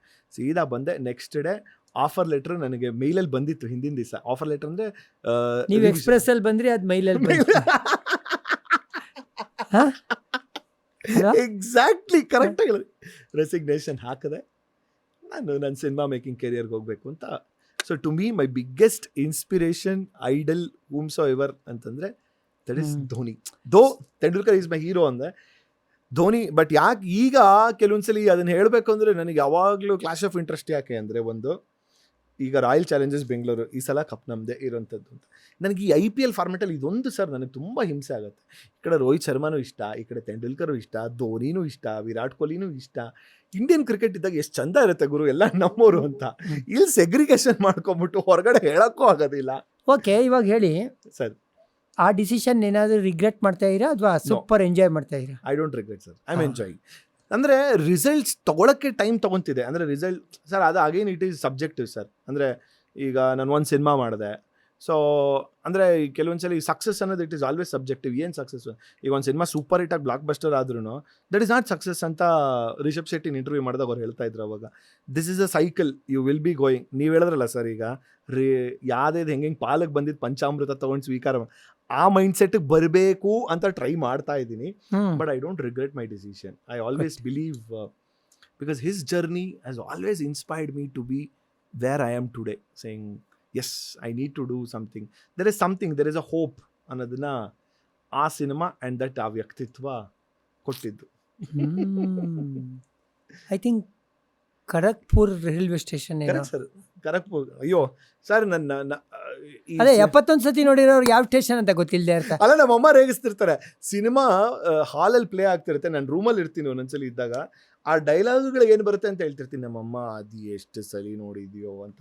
ಅದು ಏನು ಮಾಡೋಕ್ಕಲ್ಲ, ಈಗಲೂ ಬರ್ತಿರ್ಬೇಕಾದ್ರೆ ಹಿಂಗೆ ರಿಮೋಟ್ ಹಿಂಗೆ ಹೋಗ್ತಾರೆ. If it Dhoni is playing ಅಷ್ಟೇ, ಡನ್, ಪಾಸ್, ಮುಗೀತು. ಏನಿರುತ್ತೋ ಅದು ಫುಲ್ ಕಂಪ್ಲೀಷನ್ ಆಗಲೇಬೇಕು. Last ball 6 ಹೊಡಿಲೇಬೇಕು. ಸುಶಾಂತ್ ಸಿಂಗ್ ಇಂದ ಧೋನಿ ಮುಖಕ್ಕೆ ಯಾವಾಗ ಸ್ವಿಚ್ ಓವರ್ ಆಗುತ್ತೋ. ಅಲ್ಲ, ನಮಗೆ ಆ ಥರ ಮೂವಿಗಳಂದರೆ ಶೋಲೆ, ಎವ್ರಿ ಡೈಲಾಗ್ ಹೊಡಿತೀವಿ. ಬೇಕಾದ್ರೆ lion king is very beautiful film. ಆಮೇಲೆ ಇದು ಬಂತು ನಿಮಗೆ ಆನಿಮೇಷನ್ ಹನುಮಾನ್ ಕ್ಲಾಸ್ ಆಗಿತ್ತು. ಅದು ನನ್ನ ಮಗಳು ಪದೇ ಪದೇ ನೋಡೋಳು ಅಂತ ನಾವು ಕೂಡ ಅವಳ ಜೊತೆ ಕೂತ್ಕೊಂಡು ನೋಡ್ತಾ ಇದ್ದು. ಅದ್ರ ಪ್ರತಿಯೊಂದು ಡೈಲಾಗು ನೆಕ್ಸ್ಟ್ ಏನು ಬರುತ್ತೆ ಅಂತ ಗೊತ್ತಾಗ ಆ ಥರ. ಐ ಥಿಂಕ್ ಧೋನಿ ಆದಮೇಲೆ ಇನ್ ದ ರೀಸೆಂಟ್ ಟೈಮ್ಸಲ್ಲಿ ಆ ಥರ ಒಂದು biggest inspiration in terms of ಒಂದು ಫಿಟ್ನೆಸ್ ಆಗಿರ್ಬೋದು ಅಥವಾ ಒಂದು ಲೈಫ್ ರೆಜಿಮ್ನ ಹೆಂಗೆ ಇಟ್ಕೋಬೇಕಂದ್ರೆ Virat Kohli he's played a major role in so many life ಅಂತ ಅನ್ಸಲ್ಲ sir? 100% is the brand ambassador ಅಂತ ಹೇಳ್ತೀನಿ. ಇವಾಗ ಮಾಡರ್ನ್ ಡೇ ಕ್ರಿಕೆಟ್ ಎಸ್ಪೆಷಲಿ ಇಂಡಿಯಾಯಿಂದ ಆ ಥರ ಡೆಡಿಕೇಶನು, ಆ ಥರ focus, energy, game after game. ಆಮೇಲೆ ಅವ್ರದ್ದು ಯಾವುದೇ ಒಂದು ಗೇಮಲ್ಲಿ ನೋಡೇ ಇಲ್ಲ ಅದೇ ಇಂಟೆನ್ಸಿಟಿ. ಅಂದರೆ ಆ ಥರ ಹೇಗೆ ಮ್ಯಾನೇಜ್ ಮಾಡ್ತಾರೆ ಆ ಎನರ್ಜಿ ಲೆವೆಲ್ಸು. ಆಮೇಲೆ ಅವರು ಲೈಫಲ್ಲಿರುವಂಥ ಡಿಸಿಪ್ಲೀನು. ಅಶ್ವಿನ್ ಯಾವುದೋ ಒಂದು ಇಂಟರ್ವ್ಯೂಲಿ ಹೇಳ್ತಾರೆ, ಇಂಥ ಹೊತ್ತಿಗೆ ಇಷ್ಟು ನೀರು ಕುಡಿಬೇಕು ಅಂದರೆ ಆ ಕೆಲಸ ಮಿಸ್ಸೇ ಮಾಡಲ್ಲ. ನೀರು ಕುಡಿಯೋ ವಿಷಯದಿಂದ ಹಿಡಿದು ಅವರು ಟ್ರೈನಿಂಗ್ ಮಾಡೋದು, ಯಾವ ಇಂಟೆನ್ಸಿಟಿಲಿ ಟ್ರೈನಿಂಗ್ ಮಾಡೋದು, ಅದು ಓಡೋದೇ ಇರಲಿ, ಕಾರ್ಡಿಯೋ ಇರಲಿ, ವೆಯ್ಟ್ ಲಿಫ್ಟಿಂಗ್ ಇರಲಿ, ಆಮೇಲೆ ಅವರು ತಿನ್ನುವಂಥ ಫುಡ್ಡು ಎಷ್ಟು ಸ್ಯಾಕ್ರಿಫೈಸ್ ಮಾಡಿದ್ದಾರೆ ಸರ್. ಅಯ್ಯೋ ಇವತ್ತೊಂದು ದಿವಸ ಇದು ತಿನ್ಬಿಡ್ತೀನಿ ಆ ಥರ ಇಲ್ಲವೇ ಇಲ್ಲ ಆ ವ್ಯಕ್ತಿ. ಅದಕ್ಕೆ ಈ ಥರ ಸಾಧನೆ ಅವ್ರದ್ದು. ಕಾಂಟ್ರಾಸ್ಟಿಂಗ್ ಕ್ಯಾರೆಕ್ಟರಿಸ್ಟಿಕ್ಸ್ ಅನ್ನಲ್ವಾ? ಅಂದರೆ ಈಗ ಒಂದು ಜಾಸ್ತಿ ಫ್ಯಾನ್ ಬೇಸ್ ಅಂತ ತೊಗೊಂಡ್ರೆ ಒಂದು ಧೋನಿಗೆ ಮತ್ತು ಇನ್ನೊಂದು, ಅಂದರೆ ರೀಸೆಂಟ್ ಟೈಮ್ಸ್ ಧೋನಿಗೊಂದು ಮತ್ತು ಇನ್ನೊಂದು ವಿರಾಟ್ ಕೊಹ್ಲಿಗೆ ಅಂತ ತೊಗೊಂಡ್ರೆ ಇಟ್ ಈಸ್ ಆಲ್ವೇಸ್. ಈಗ ಅದಕ್ಕೆ RCB ವಾಸ್ ಎ CSK ಅಂತಂದರೆ it is like, I don't want to say India Pakistan ಅಂತ ಹೇಳಲ್ಲ, ಬಟ್ ಒಂಥರ ರೈವಲ್ ಮ್ಯಾಚ್ ಥರ ಕಾಯ್ತಾ ಇರ್ತಾರಲ್ಲ ಜನ, ಆ ಥರ ಒಂದಿರುತ್ತೆ. ಬಿಕಾಸ್ ಕಾಂಟ್ರಾಸ್ಟಿಂಗ್ ಕ್ಯಾರೆಕ್ಟರಿಸ್ಟಿಕ್ಸ್ ಇಬ್ಬರದು. ಧೋನಿಯವ್ರದ್ದು ಕೂಲ್, ಕಾಮ್, ಕಂಪೋಸ್ಡ್, ಅವ್ರು ಎಕ್ಸ್ಪ್ರೆಸ್ಸೇ ಮಾಡಲ್ಲ, ಇವರು ಎಕ್ಸ್ಪ್ರೆಸ್ ಮಾಡೋದು ಬಿಡೋದಿಲ್ಲ. ಬಟ್ ಹೆಂಗೆ ಸರ್ ಜನ, how people are big fanatics of both equally? ಅಂದರೆ ಜಗತ್ತಲ್ಲಿ ನೀವು ಇದೇ ಥರ ಇರಬೇಕು ಅದೇ ಥರ ಇರಬೇಕು ಅನ್ನೋದೇನು ಒಂದು ರೂಲ್ ಇಲ್ಲ. ಎರಡು ವ್ಯಕ್ತಿತ್ವನೂ ಇಷ್ಟ ಆಗುತ್ತೆ. ಯಾಕಂದರೆ ಇಬ್ಬರೂ ಇಂಡಿಯಾಗೆ ಸರ್ವ್ ಮಾಡಿರೋದು, ಇಬ್ಬರು ಇಂಡಿಯನ್ ಲೆಜೆಂಡ್ಸು, ಇಬ್ಬರೂ ಇನ್ಸ್ಪೈರ್ ಮಾಡಿದ್ದಾರೆ ನೆಕ್ಸ್ಟ್ ಜನ್ರೇಷನ್ ಆಫ್ ಕ್ರಿಕೆಟರ್ಸ್ನ. ಅದಕ್ಕೆ ಆ ಥರ ಫ್ಯಾನ್ ಫಾಲೋಯಿಂಗ್ ಅಲ್ವಾ? Absolutely, very true. Anyway, insurance ಹೇಳಕ್ಕೆ ರೆಡಿ ಇದ್ದೀನಿ ಸರ್. ನಿಮ್ಮ ಪರ್ಸ್ಪೆಕ್ಟಿವಿಂದ ಹೇಳಕ್ಕೆ ರೆಡಿ ಇದ್ದೀರಾ? ಹಾಂ, ಕೇಳಿ ಸ್ವಾಮಿ. ಮೊದಲನೇದು ಆಗಲೇ ಹೇಳ್ಬಿಟ್ಟಿದ್ದೀರಾ, but still let's begin with 1983 world cup final. 1983 world cup final ಇದೆಯಲ್ಲ, ಇದು ಇಂಡಿಯನ್ ಕ್ರಿಕೆಟಲ್ಲೇ ಗೇಮ್ ಚೇಂಜಿಂಗ್ ಮೊಮೆಂಟ್ ಅಂತ ಹೇಳ್ತೀನಿ. ಕಾರಣ ಏನು ಗೊತ್ತಾ, 87 ವರ್ಲ್ಡ್ ಕಪ್ಪು ಇಂಡಿಯಾಗೆ ಬಂತು. ಹ್ಮ್. ಅದಕ್ಕೆ ಮುಂಚೆ ನಡೆದಂಥ ಎಲ್ಲ ವರ್ಲ್ಡ್ ಕಪ್ಪು ಇಂಗ್ಲೆಂಡಲ್ಲೇ ನಡೀತಾ ಇತ್ತು. ಹ್ಮ್. ಇಂಡಿಯಾ ವರ್ಲ್ಡ್ ಕಪ್ನ ಹೋಸ್ಟ್ ಮಾಡಬೇಕು ಅಂದರೆ ಹ್ಮ್. ಆ ವರ್ಲ್ಡ್ ಕಪ್ಗೆ ಬೇಕಾಗಿರುವಂಥ ಒಂದು ಇನ್ಫ್ರಾಸ್ಟ್ರಕ್ಚರ್ನ ಬಿಲ್ಡ್ ಮಾಡಬೇಕಾಯಿತು. ಹ್ಮ್. ನಮ್ಮ ಹತ್ರ ಬರೀ ಟ್ರೆಡಿಷ್ನಲ್ ವೆನ್ಯೂಸ್ಗಳು ಇರ್ತಾಯಿತ್ತು. ಒಂದು ಚೆನ್ನೈ, ಒಂದು Kolkata, may be Chinnaswamy stadium, Wankhede stadium, ಅದು ಬಿಟ್ಟರೆ Kanpur may be. But world cup ಅನ್ನೋ ಒಂದು ಈವೆಂಟ್ನ ಕಂಡಕ್ಟ್ ಮಾಡಬೇಕು ಅಂದರೆ ಇಡೀ ಇಂಡಿಯಾ ರೆಡಿ ಆಗಬೇಕು ವರ್ಲ್ಡ್ ಕಪ್ನ ಹೋಸ್ಟ್ ಮಾಡೋದಕ್ಕೆ. 1982 ಯಾವ ಥರ ಏಷ್ಯನ್ ಗೇಮ್ಸ್ನ ಕಂಡಕ್ಟ್ ಮಾಡಬೇಕು ಅನ್ನುವ ಗೇಮ್ಸ್ ವಿಲೇಜು ಆ ಥರ ಎಲ್ಲ ಬಂತಲ್ಲ, 87 ಬರಬೇಕಾಗಿತ್ತು ಆ ಥರ ಒಂದು ಇನ್ಫ್ರಾಸ್ಟ್ರಕ್ಚರ್. ಸೊ ಇಂಡಿಯಾಲೇ ಕ್ರಿಕೆಟ್ ಇನ್ಫ್ರಾಸ್ಟ್ರಕ್ಚರ್ ಬೆಳೀತು, ಕ್ರಿಕೆಟ್ ಬೆಳೆಯೋಕ್ಕೆ ಶುರುವಾಯಿತು. ಅದಕ್ಕೆ ಪ್ರಮುಖ ಕಾರಣ 1983 ವರ್ಲ್ಡ್ ಕಪ್ ವಿನ್. ಆ ಒಂದು ಸೆಲ್ಫ್ ಬಿಲೀಫ್ ಬಂತು, ಇಂಡಿಯಾ ಕೂಡ ವರ್ಲ್ಡ್ ಸ್ಟೇಜಲ್ಲಿ ಪರ್ಫಾರ್ಮ್ ಮಾಡ್ಬೋದು. ಅಂದರೆ ಯಾವುದೇ ಒಂದು ಗೇಮ್ ಬೆಳೆಯೋದಕ್ಕೆ ನಿಮಗೆ ಹೀರೋಸ್ ಬೇಕು. ಆ ಹೀರೋಸ್ನ ಕಂಡುಕೊಂಡಿದ್ದು ಕ್ರಿಕೆಟಲ್ಲಿ 83 ಅಂತ ಹೇಳ್ತೀನಿ. ಸೊ ನೀವು ಅಬ್ಸರ್ವ್ ಮಾಡಿ, ಬ್ಯಾಡ್ಮಿಂಟನ್ ಯಾವಾಗ ಬೆಳೀತು, ಪ್ರಕಾಶ್ ಪಡ್ಕೋನೆ ಅವರು ಆಲ್ ಇಂಗ್ಲೆಂಡ್ ಚಾಂಪಿಯನ್ಶಿಪ್ಸ್ನ ಗೆದ್ದಾಗ. ವುಮೆನ್ಸ್ ಬ್ಯಾಡ್ಮಿಂಟನ್ ಯಾವಾಗ ಬೆಳೀತು, ನಿಮಗೆ ಸಿಂಧು, ಇವರು ನೆಹ್ವಾಲ್, ಈ ಥರ ಹೀರೋಸ್ ಬೇಕು ನಿಮಗೆ ಒಂದು ಗೇಮ್ ಬೆಳೆಯೋಕ್ಕೆ. ಅಥ್ಲೆಟಿಕ್ಸ್ ಒಂದು ಹಂತಕ್ಕೆ ಬೆಳೀತು, ಪಿ ಟಿ ಉಷಾ ಅವರು ಸಾಧನೆ ಮಾಡಿದ್ರು ಅಂತ. ಸೊ ಆ ಕೆಲಸ ಮಾಡಿಕೊಡಿದ್ದು 83. Wow. 1992, if I'm right, the first third umpire decision was Sachin Tendulkar. ಅದು ಸೌತ್ ಆಫ್ರಿಕಾಲಿ. ಕರೆಕ್ಟ್. ಸೊ ಅದ್ರ ಬಗ್ಗೆ ನೋಡಿದಾಗ ಏನನ್ಸುತ್ತೆ, Tendulkar was the first person to get out. ಅಂದರೆ ಟೆಕ್ನಾಲಜಿ ಯೂಸ್ ಮಾಡಿ you can come to correct decisions, ಅದು ಇಂಪಾರ್ಟೆಂಟ್. ಮುಂಚೆ ನೀವು ಕ್ರಿಕೆಟಲ್ಲಿ ಅಂಪೈರ್ ಕೊಟ್ಟಾಗ ಅಕ್ಸೆಪ್ಟ್ ಮಾಡ್ಕೊಂಡು ಹೋಗ್ತಾ ಇರಬೇಕು. ದೆರ್ ವಾಸ್ ಏನು ಹೇಳ್ತೀರಾ, ಹ್ಯೂಮನ್ ಎರರ್ ಎಲಿಮೆಂಟ್ ಅನ್ನೋದು ಪ್ಲೇ ಆಗ್ತಾಯಿತ್ತು. ಆವಾಗ ಡಿಸಿಷನ್ ರಿವರ್ಸು ಮಾಡೋಕ್ಕಾಗ್ತಾಯಿಲ್ಲ, ರೆಫರು ಮಾಡೋಕ್ಕಾಗ್ತಾಯಿಲ್ಲ. ಬಟ್ ಟೆಕ್ನಾಲಜಿ ಯಾವ ಥರ ಎಲ್ಲ ಫೆಸೆಟ್ಸ್ ಆಫ್ ಲೈಫಲ್ಲಿ ಬಂತಲ್ಲ, ಅದೇ ಥರ ಕ್ರಿಕೆಟೂ ಅಳವಡಿಸ್ಕೊಳ್ತು ಟೆಕ್ನಾಲಜಿನ. ಸೊ ಇಟ್ ಈಸ್ ಬೆಟರ್ ಅಂತಲೇ ಹೇಳ್ತೀನಿ. ಅದೇ ಟೈಮಲ್ಲಿ ಆಜು ಬಾಜಲ್ಲಿ DRSL ಬಂದಾಗ ಸೌತ್ ಆಫ್ರಿಕಾ ಒಂದು ಮ್ಯಾಚನ್ನ ಕಳ್ಕೊಂಡಿದ್ದು. ಡಕ್ವರ್ತ್ ಲೂಯಿಸ್, ಅದು DLS ಅದು. ಸೊ DLS ಅಲ್ಲಿ ಅದು ಮಾತ್ರ ಅಮೇಝಿಂಗ್ ಕ್ಯಾಲ್ಕುಲೇಷನ್. ಯಾರಿಗೂ ತಲೆ ಬಿಡ, ಒಂದು ಬಾಲ್ಗೆ 22 ರನ್ ಒಳ್ಳೆ ಬಂದು ನಿಂತಾಗ ಒಂದು ಬಾಲ್ಗೆ 22 ರನ್ ಅಂತಾರೆ. ಇದು ಯಾವ ಟೆಕ್ನಾಲಜಿ ಇದೇನು ಕ್ಯಾಲ್ಕುಲೇಷನ್ ಇದು, ನಮ್ಮ ಪ್ರಾಣ ಯಾರಿಗೂ ಅರ್ಥ ಆಗಿಲ್ಲ. ಬಟ್ ಅಗೇನ್ ಅದನ್ನು ಅಕ್ಸೆಪ್ಟ್ ಮಾಡ್ಕೊಂಡು ಸೌತ್ ಆಫ್ರಿಕಾಗೆ ಎಲ್ಲರೂ ಬೇಜಾರು ಮಾಡ್ಕೊಂಡ್ರು. ಹೌದು, ಇನ್ಫ್ಯಾಕ್ಟ್ ಇಂಗ್ಲೆಂಡ್ ಗೆದ್ದರೂ ಕೂಡ ಸೌತ್ ಆಫ್ರಿಕಾಗೋಸ್ಕರ ಅವರು ಬೇಜಾರು ಪಟ್ಕೊಂಡಿದ್ರು ಅಲ್ವಾ. ಅನ್ಫಾರ್ಚುನೇಟ್. ಇನ್ನು 1996 world cup quarter finals, Venkatesh Prasad ಅವರು 4 ಬಾಲ್ 4 4 ಆ್ಯಂಡ್ 5ನೇ ಬಾಲ್ ಔಟ್ ಆಗಿತ್ತು ನಮ್ಮ ಅಮೀರ್ ಸೋಹೇಲ್ ಅವ್ರದ್ದು. ಅದು ಲಿಟ್ರಲ್ ವಾರ್ ಥರ. ಅದು ಎಂ ಚಿನ್ನಸ್ವಾಮಿ ಸ್ಟೇಡಿಯಮಲ್ಲಿ ಒಂಥರ ಕೌಲ್ಡ್ರನ್ ಥರ. ಜಗತ್ತಲ್ಲಿ M Chinnaswamy stadium biggest stadium ಇಲ್ಲದೆ ಇರ್ಬೋದು, ಬಟ್ ಲೌಡೆಸ್ಟ್ ಸ್ಟೇಡಿಯಂ ಆಗೋ ಸಾಧ್ಯತೆ ಇದೆ ಅಂತ ನನಗೆ ಅನಿಸ್ತದೆ ಕ್ರಿಕೆಟ್ ಜಗತ್ತಲ್ಲಿ. ಆ ಥರ ಒಂದು ಶಬ್ದ ನಿಶಬ್ದ ಮಾಡಿಬಿಟ್ಟಿದ್ರು ಅವರಿಬ್ಬರು ಓಪನರ್ಗಳು. 271 ಅಥವಾ 270+ ಚೇಸ್ ಮಾಡುವಾಗ ಎಲ್ಲರೂ ಅಂದ್ಕೊಂಡ್ರು ಇಂಡಿಯಾ ಫೇವ್ರೇಟ್ಸ್ ಅಂತ. ಬಟ್ ಸೈದ್ ಅನ್ವರ್ ಮತ್ತು ಅಮೀರ್ ಸೋಹೇಲ್ ಯಾವ ಥರ ಶುರು ಮಾಡ್ತಾರೆ ಅಂದರೆ ಪ್ರಾಬ್ಲಿ 12-13 ಓವರಲ್ಲೇ 100 ರನ್ಸ್ ಆಗೋಗಿರುತ್ತೆ, ವಿಕೆಟೇ ಬಿದ್ದಿರಲ್ಲ. ಆ ಒಂದು ಸನ್ನಿವೇಶದಲ್ಲಿ ವೆಂಕಿ ಅವರು ಬೋಲ್ಡ್ ಮಾಡ್ತಾರೆ, ಒಂದು 4 ಹೊಡ್ಸ್ಕೊಂಡ್ಮೇಲೆ ಮೈ ಜುಮ್ಮನ್ನು ಒಂದು. ಆಮೇಲೆ ಒಬ್ಬ ಇಂಡಿಯನ್ನು ಈ ಥರ ಒಂದು ರೋಷ ಆವೇಶ ತೋರಿಸ್ತಾನೆ, ಅದರಲ್ಲೂ ಒಬ್ಬ ಕನ್ನಡಿಗ. ಯಾವನೂ ಇಮ್ಯಾಜಿನ್ ಮಾಡಿರಲಿಲ್ಲ ವೆಂಕಿ ಈ ಥರ ರಿಯಾಕ್ಟ್ ಮಾಡ್ತಾನೆ ಅಂತ. ಅಂದರೆ ಆ ಥರ ಒಂದು ಫೈಟಿಂಗ್ ಸ್ಪಿರಿಟನ್ನ ಒಳಗಡೆ ಬಚ್ಚಿಟ್ಕೊಂಡಿದ್ರು. ಅವತ್ತು ಫುಲ್ ಎಕ್ಸ್ಪ್ರೆಸ್ ಮಾಡಿದ್ದು ವೆಂಕಿ ಅಂತ ಅನಿಸ್ತು. ಅದೇ ಸೀಸನಲ್ಲಿ ನೆಕ್ಸ್ಟ್ ಮ್ಯಾಚ್ ಆಗುವಂಥದ್ದು ಕೋಲ್ಕತ್ತಲ್ಲಿ ನಡೆಯುವಂಥದ್ದು, ಈಡನ್ ಗಾರ್ಡನ್ಸಲ್ಲಿ ನಡೆಯುವಂಥದ್ದು. ವಿನೋದ್ ಕಾಂಬಳಿ ಅವರು ಕಣ್ಣಲ್ಲಿ ನೀರು ಹಾಕೊಂಡು ಹೋಗೋಂಥ ಒಂದು ಸನ್ನಿವೇಶ, ಅದು ನೋಡಿದಾಗ ಅಲ್ಲ, ನಾವು ಏನು ಗೊತ್ತಾ, ಇಡೀ ಇಂಡಿಯನ್ ಟೀಮ್ ಡಿಸ್ಕಸ್ ಮಾಡುತ್ತೆ, ನಾವು ಶ್ರೀಲಂಕನ್ ಓಪನರ್ಸ್ ಜೈಸೂರ್ಯ ಕಲು ವಿತರಣ ಕಿತ್ತಾಕ್ಬಿಟ್ರೆ ಮ್ಯಾಚ್ ಗೆದ್ವಿ ಅಂತ. ಫಸ್ಟ್ ಓವರಲ್ಲೇ ಆ ಕೆಲಸ ಆಗೋಗುತ್ತೆ, ಇಬ್ರು ಔಟ್ ಆಗಿಬಿಡ್ತಾರೆ. ಬಟ್ ಮ್ಯಾಚ್ ತೊಗೊಂಡೋಗಿದ್ದು ಅರವಿಂದ ಡಿಸಿಲ್ವಾ, ಅದನ್ನ ಯಾರು ಇಮ್ಯಾಜಿನೇ ಮಾಡಿರಲಿಲ್ಲ. ಆಮೇಲೆ ಅಲ್ಲಿ ಫಸ್ಟು ಬ್ಯಾಟಿಂಗ್ ಆಡ್ತಾ ಅವರು 250+ ಏನೋ ಹೊಡಿತಾರೆ, ಆರಾಮಾಗಿ ಚೇಸ್ ಮಾಡ್ತಾರೆ ಇಂಡಿಯಾ. ಯಾಕಂದರೆ ಕಳೆದ ಗೇಮಲ್ಲೇ 271 ಹೊಡೆದಿದ್ದಾರೆ ಅಂತ. ಸಚಿನ್ ಆಡೋದಂಗೆ ಪಿಚ್ ಬೊಮ್ಮಡಾಗೆ ಆಯಿತು. ಸಚಿನ್ ಒಂದ್ಸತಿ ಲೆಗ್ ಸೈಡಲ್ಲಿ ಯಾವಾಗ ಸ್ಟಂಪ್ ಆಗ್ತಾರೆ ಸನತ್ ಜಯಸೂರ್ಯಗೆ, ಕಥೆಯಲ್ಲಿ ತಿರುಗು, ಯಾಕಂದರೆ ಬಾಲ್ ತಿರುಗ್ತಾ ಇದೆ, ಆ ಥರ ಒಂದು ಪರಿಸ್ಥಿತಿ. ಕಂಬ್ಯಾಕೇ ಮಾಡೋಕ್ಕಾಗಿಲ್ಲ. ಆಮೇಲೆ ಇಂಡಿಯಾಲಿ ಶ್ರೀಲಂಕಾ ವಿರುದ್ಧ ಸೋಲ್ತಾರೆ ಅಂತ ಇಮ್ಯಾಜಿನೇ ಮಾಡೋಕ್ಕಾಗ್ತಾಯಿರಲಿಲ್ಲ. ಯಾಕಂದರೆ ಅದು ಅರ್ಥಂಗ ಶ್ರೀಲಂಕಾ ಇಂಡಿಯಾ ಯಾವಾಗ ಸೀರೀಸ್ ಗೆಲ್ಲಬೇಕು ಅಂದರೆ ಶ್ರೀಲಂಕಾ ಮೇಲೆ ಒಂದು ಸೀರೀಸ್ ಹಾಕ್ರಲ್ಲ, ಗೆದ್ಬಿಡ್ತಾರೆ. ಆ ಥರ ಒಂದು ಏನು ಥಾಟ್ ಪ್ರೊಸೆಸ್ ಇದ್ದಂಥ ಸಮಯ. ಶ್ರೀಲಂಕಾ ಬೀಟ್ ಮಾಡಿದ್ದು ಎಲ್ಲರೂ ಒಂಥರ ಏನು ಹೇಳ್ತೀರಾ, ಟೋಟಲಿ ಅನ್ಅವೇರ್ಸ್ ಆಗಿ ಅವರು ಗೆದ್ದಿದ್ದು. ಯಾರೂ ರೆಡಿ ಆಗಿರಲಿಲ್ಲ ಅದನ್ನು ಅಕ್ಸೆಪ್ಟ್ ಮಾಡೋಕ್ಕೆ ತುಂಬ ಕಷ್ಟ ಸರ್. ನೋಬಡಿ ಕೂಡ ಇದೊಂಥರ, ಐ ಮೀನ್ ನಾನು ಕರೆಕ್ಟಾಗಿ ಹೇಳ್ಬೇಕು ಅಂದರೆ RCB ಅವ್ರು ಈ ಸಲ ಕಪ್ ಗೆದ್ದು ಬಿಟ್ರೆ ನಮ್ಗೆ ಹೆಂಗೆ ಅಚ್ಚರಿ ಆಗುತ್ತಲ್ಲ, ಆ ಥರ ಟೇಬಲ್ ಕೆಳಗಡೆ ಇದ್ದೀವಲ್ಲ ಸರ್. ಈಗ ಬಂದು 5ನೇ ಪೊಸಿಷನಲ್ಲಿ ಬಂದಿದ್ದೀವಲ್ಲ. You never know, miracle can happen at any given point of time. ಇನ್ನು ಅದೇ ಸೀಸನಲ್ಲಿ ಬಂದಿದ್ದು ಒಂದು ಮಾತು, ಸ್ಪ್ರಿಂಗ್ ಬ್ಯಾಟ್ ಸನತ್ ಜಯಸೂರ್ಯ ಅಂತ. ಅಂದರೆ ಆ ವ್ಯಕ್ತಿ ರೀಡಿಫೈನ್ ಮಾಡ್ಬಿಟ್ರ ಯಾವ ಥರ ಪವರ್ ಪ್ಲೇಲಿ ಬ್ಯಾಟಿಂಗ್ ಆಡಬೇಕು ಒನ್ ಡೇ ಕ್ರಿಕೆಟಲ್ಲಿ ಅಂತ. ಸನತ್ ಜಯಸೂರ್ಯ ಶುರು ಮಾಡಿದ್ದು ಇದು ನಾಟ್ ಜಸ್ಟ್ ಅಗೇನ್ಸ್ಟ್ ಇಂಡಿಯಾ. ಅವ್ರು ಆಸ್ಟ್ರೇಲಿಯಾ ಟೂರ್ ಮಾಡ್ತಾರೆ, ಕಲ್ಲು ವಿತರಣೆ ಮತ್ತು ಜಯಸೂರ್ಯ ಎದ್ವಾ ತದ್ವಾ ಹೊಡಿತಾರೆ. ಗ್ಲೆನ್ ಮೆಗ್ರಾತ್ಗೆ, ಬ್ರೆಟ್ ಪ್ಲೀಗೆ, ಯಾರ್ಯಾರು ಜೇಸನ್ ಗಿಲೆಸ್ಪಿನಿ ಯಾರು ಹಾಕಿ ಚಿಂದಿ ಚಿತ್ರಾನ್ನ ಮಾಡ್ತಾರೆ. ಅವ್ರುಗಳೇ ಯೋಚನೆ ಮಾಡಬೇಕು ಏನು ಗುರು ಹಿಂಗೆ ಹೊಡಿತಾರೆ ಅಂತ. ಸೊ ಒಂಥರ ಕ್ರಿಕೆಟ್ನ ರೀಡಿಫೈನ್ ಮಾಡಿದ್ರು ಸನತ್ ಜಯಸೂರ್ಯ ಅಂತ. Tighten cup Anil Kumble sir ಮತ್ತು ಜವಗಲ್ ಶ್ರೀನಾಥ್ ಸರ್ ಆ ಪಾರ್ಟ್ನರ್ಶಿಪ್ ಚಿನ್ನಸ್ವಾಮಿ ಸ್ಟೇಡಿಯಮಲ್ಲಿ. ಅಂದರೆ ಇಬ್ಬರು ಏನು ಹೇಳ್ತೀರಾ, ನಾಟ್ ನೋನ್ ಫಾರ್ ಬ್ಯಾಟಿಂಗ್, ಒಟ್ಟಿಗೆ ಬರ್ತಾರೆ, ಮ್ಯಾಚ್ನ ಗೆಲ್ಸ್ಕೊಡ್ತಾರೆ.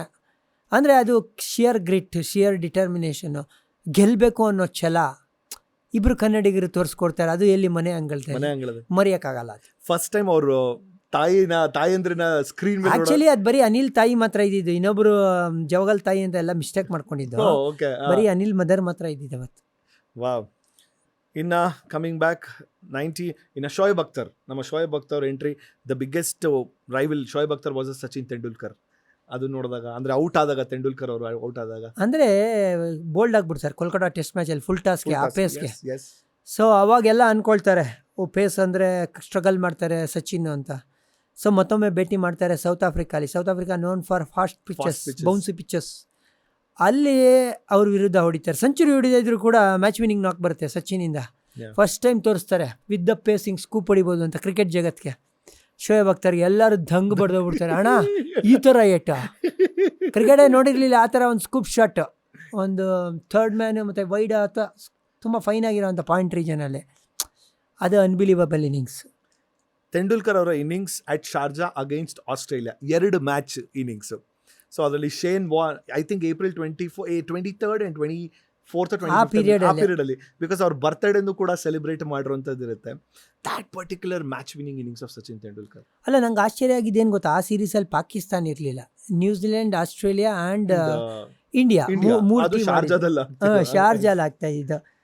ನಾವು ರೆಕಾರ್ಡ್ಸ್ ಚೆಕ್ ಮಾಡ್ತಾ ಇದ್ವಿ ಅವಾಗ. ಬಟ್ ಸಚಿನ್ ಇನ್ನಿಂಗ್ಸ್ ಯಾವ ಟೈಮಲ್ಲಿ ಬಂದಿದ್ದು ಅಂದರೆ, ನಾವು ಕ್ವಾಲಿಫೈ ಆಗಬೇಕು, ಒಂದು ಸರ್ಟನ್ ನಂಬರ್ ಆಫ್ ರನ್ಸ್, 3 ಜನ ಆ ನೆಟ್ ರನ್ ರೇಟಲ್ಲಿ ಕ್ವಾಲಿಫೈ ಆಗಬೇಕು ಇಂಡಿಯಾ ಅಂತ ಹೇಳಿದ್ರೆ ಒಂದು ಬಿಗ್ ಟೋಟಲ್ನ ಚೇಸ್ ಮಾಡ್ತಾ ಇರ್ತೀವಿ. ಆವಾಗ ಸೆಂಚುರಿ ಹೊಡೆದ್ಬಿಟ್ಟು 140+ ಏನೋ.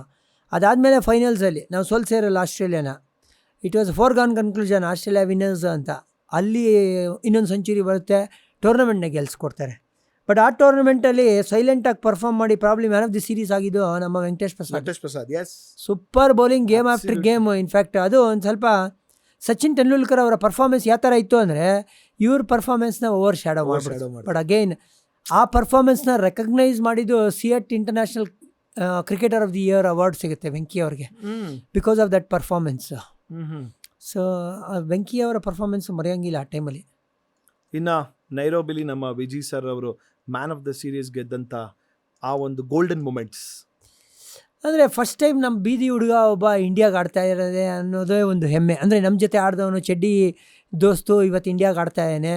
ಪ್ಲಸ್ ವಿಜಿ ಇಂಡಿಯನ್ ಟೀಮ್ಗೆ ಹೋಗಿದ್ದು ಆ್ಯಸ್ ಎ ಬ್ಯಾಟ್ಸ್ಮನ್ನು. ಬಟ್ ನೀವು ಅಬ್ಸರ್ವ್ ಮಾಡಿದ್ರೆ ಆ ಸೀರೀಸಲ್ಲಿ ಆ್ಯಸ್ ಎ ಬೌಲರ್ ಅವ್ರು ಶೈನ್ ಆಗಿದ್ದು, ಆ್ಯಸ್ ಎ ಬ್ಯಾಟರ್ ಕೂಡ ಕಾಂಟ್ರಿಬ್ಯೂಟ್ ಮಾಡಿದ್ರು ಅಂತ ಹೇಳಿದ್ರೆ. ಬಟ್ ಮೆಜಾರಿಟಿ ಎವ್ರಿ ಗೇಮಲ್ಲಿ ಆ್ಯಸ್ ಎ ಬೌಲರ್ ಅವರು ಸೂಪರ್ಬಾಗಿ ಪರ್ಫಾರ್ಮ್ ಮಾಡಿದ್ದು. ಆ್ಯಂಡ್ ಫಸ್ಟ್ ಸೀರೀಸಲ್ಲೇ ಮ್ಯಾನ್ ಆಫ್ ದಿ ಸೀರೀಸ್ ಆಗಿದ್ದು ಒಂಥರ ಹೆಮ್ಮೆ ಮೂಮೆಂಟ್ ಅದು ನಮ್ಗೆ. ಸರ್, ಇದು ಸಾಕಷ್ಟು ಜನಕ್ಕೆ ನೆನಪಿರುತ್ತೋ ಇಲ್ಲೋ ಗೊತ್ತಿಲ್ಲ, ಆ್ಯಲನ್ ಡೊನಾಲ್ಡ್ ಅವ್ರಿಗೆ 6 ಹೊಡೆದಿದ್ದು ರಾಹುಲ್ ದ್ರಾವಿಡ್ ಅವರು.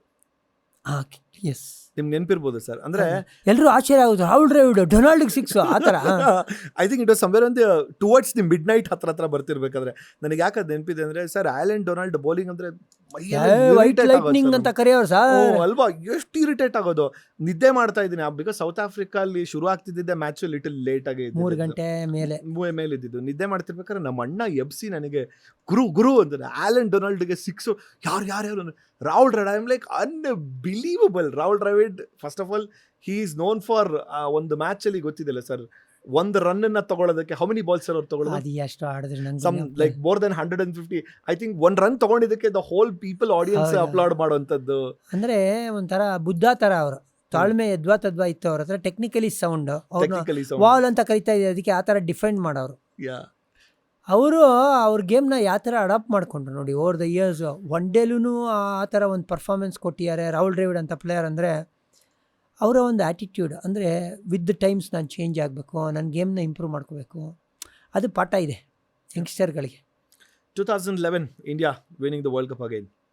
ಅಮೇಝಿಂಗ್. ಅಂದರೆ ಜಿಂಕ್ಸ್ ಇತ್ತು, ಬ್ರೇಕ್ ಮಾಡಿದ್ದು ಶ್ರೀಲಂಕಾ ಒಂದು ಹಂತಕ್ಕೆ ಹೋಸ್ಟ್ಗಳಾಗಿ 1996 ನಾವು ಹೋಸ್ಟ್ ಮಾಡಿ ಗೆದ್ದೇ ಇರಲಿಲ್ಲ ವರ್ಲ್ಡ್ ಕಪ್ನ. 83 ಆದಮೇಲೆ every world cup India champions ಆಗ್ತಾರೆ, ಆ ಥರ ಒಂದು ಎಕ್ಸ್ಪೆಕ್ಟೇಷನ್ಸ್ ಇರೋದು.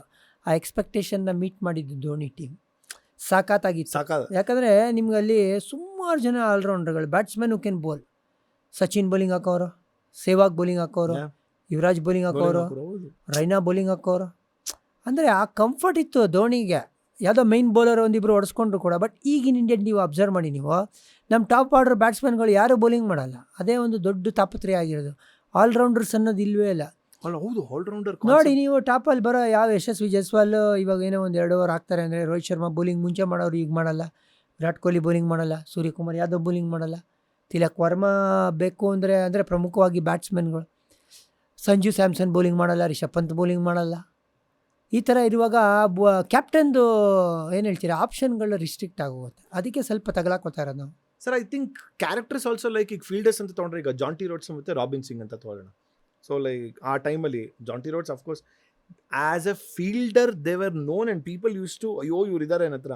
ಆ ಫೀಲ್ಡರ್ ಅನ್ನೋ ಒಂದು ಕಾನ್ಸೆಪ್ಟೇ ಎಲ್ಲೋ ಕಣ್ಮರೆ ಆಗೋಗಿದೆಯಾ ಈಗ ಅಂತ. It is, do you think the cricket has become more of a batsman sports ಅನ್ಸುತ್ತಾ?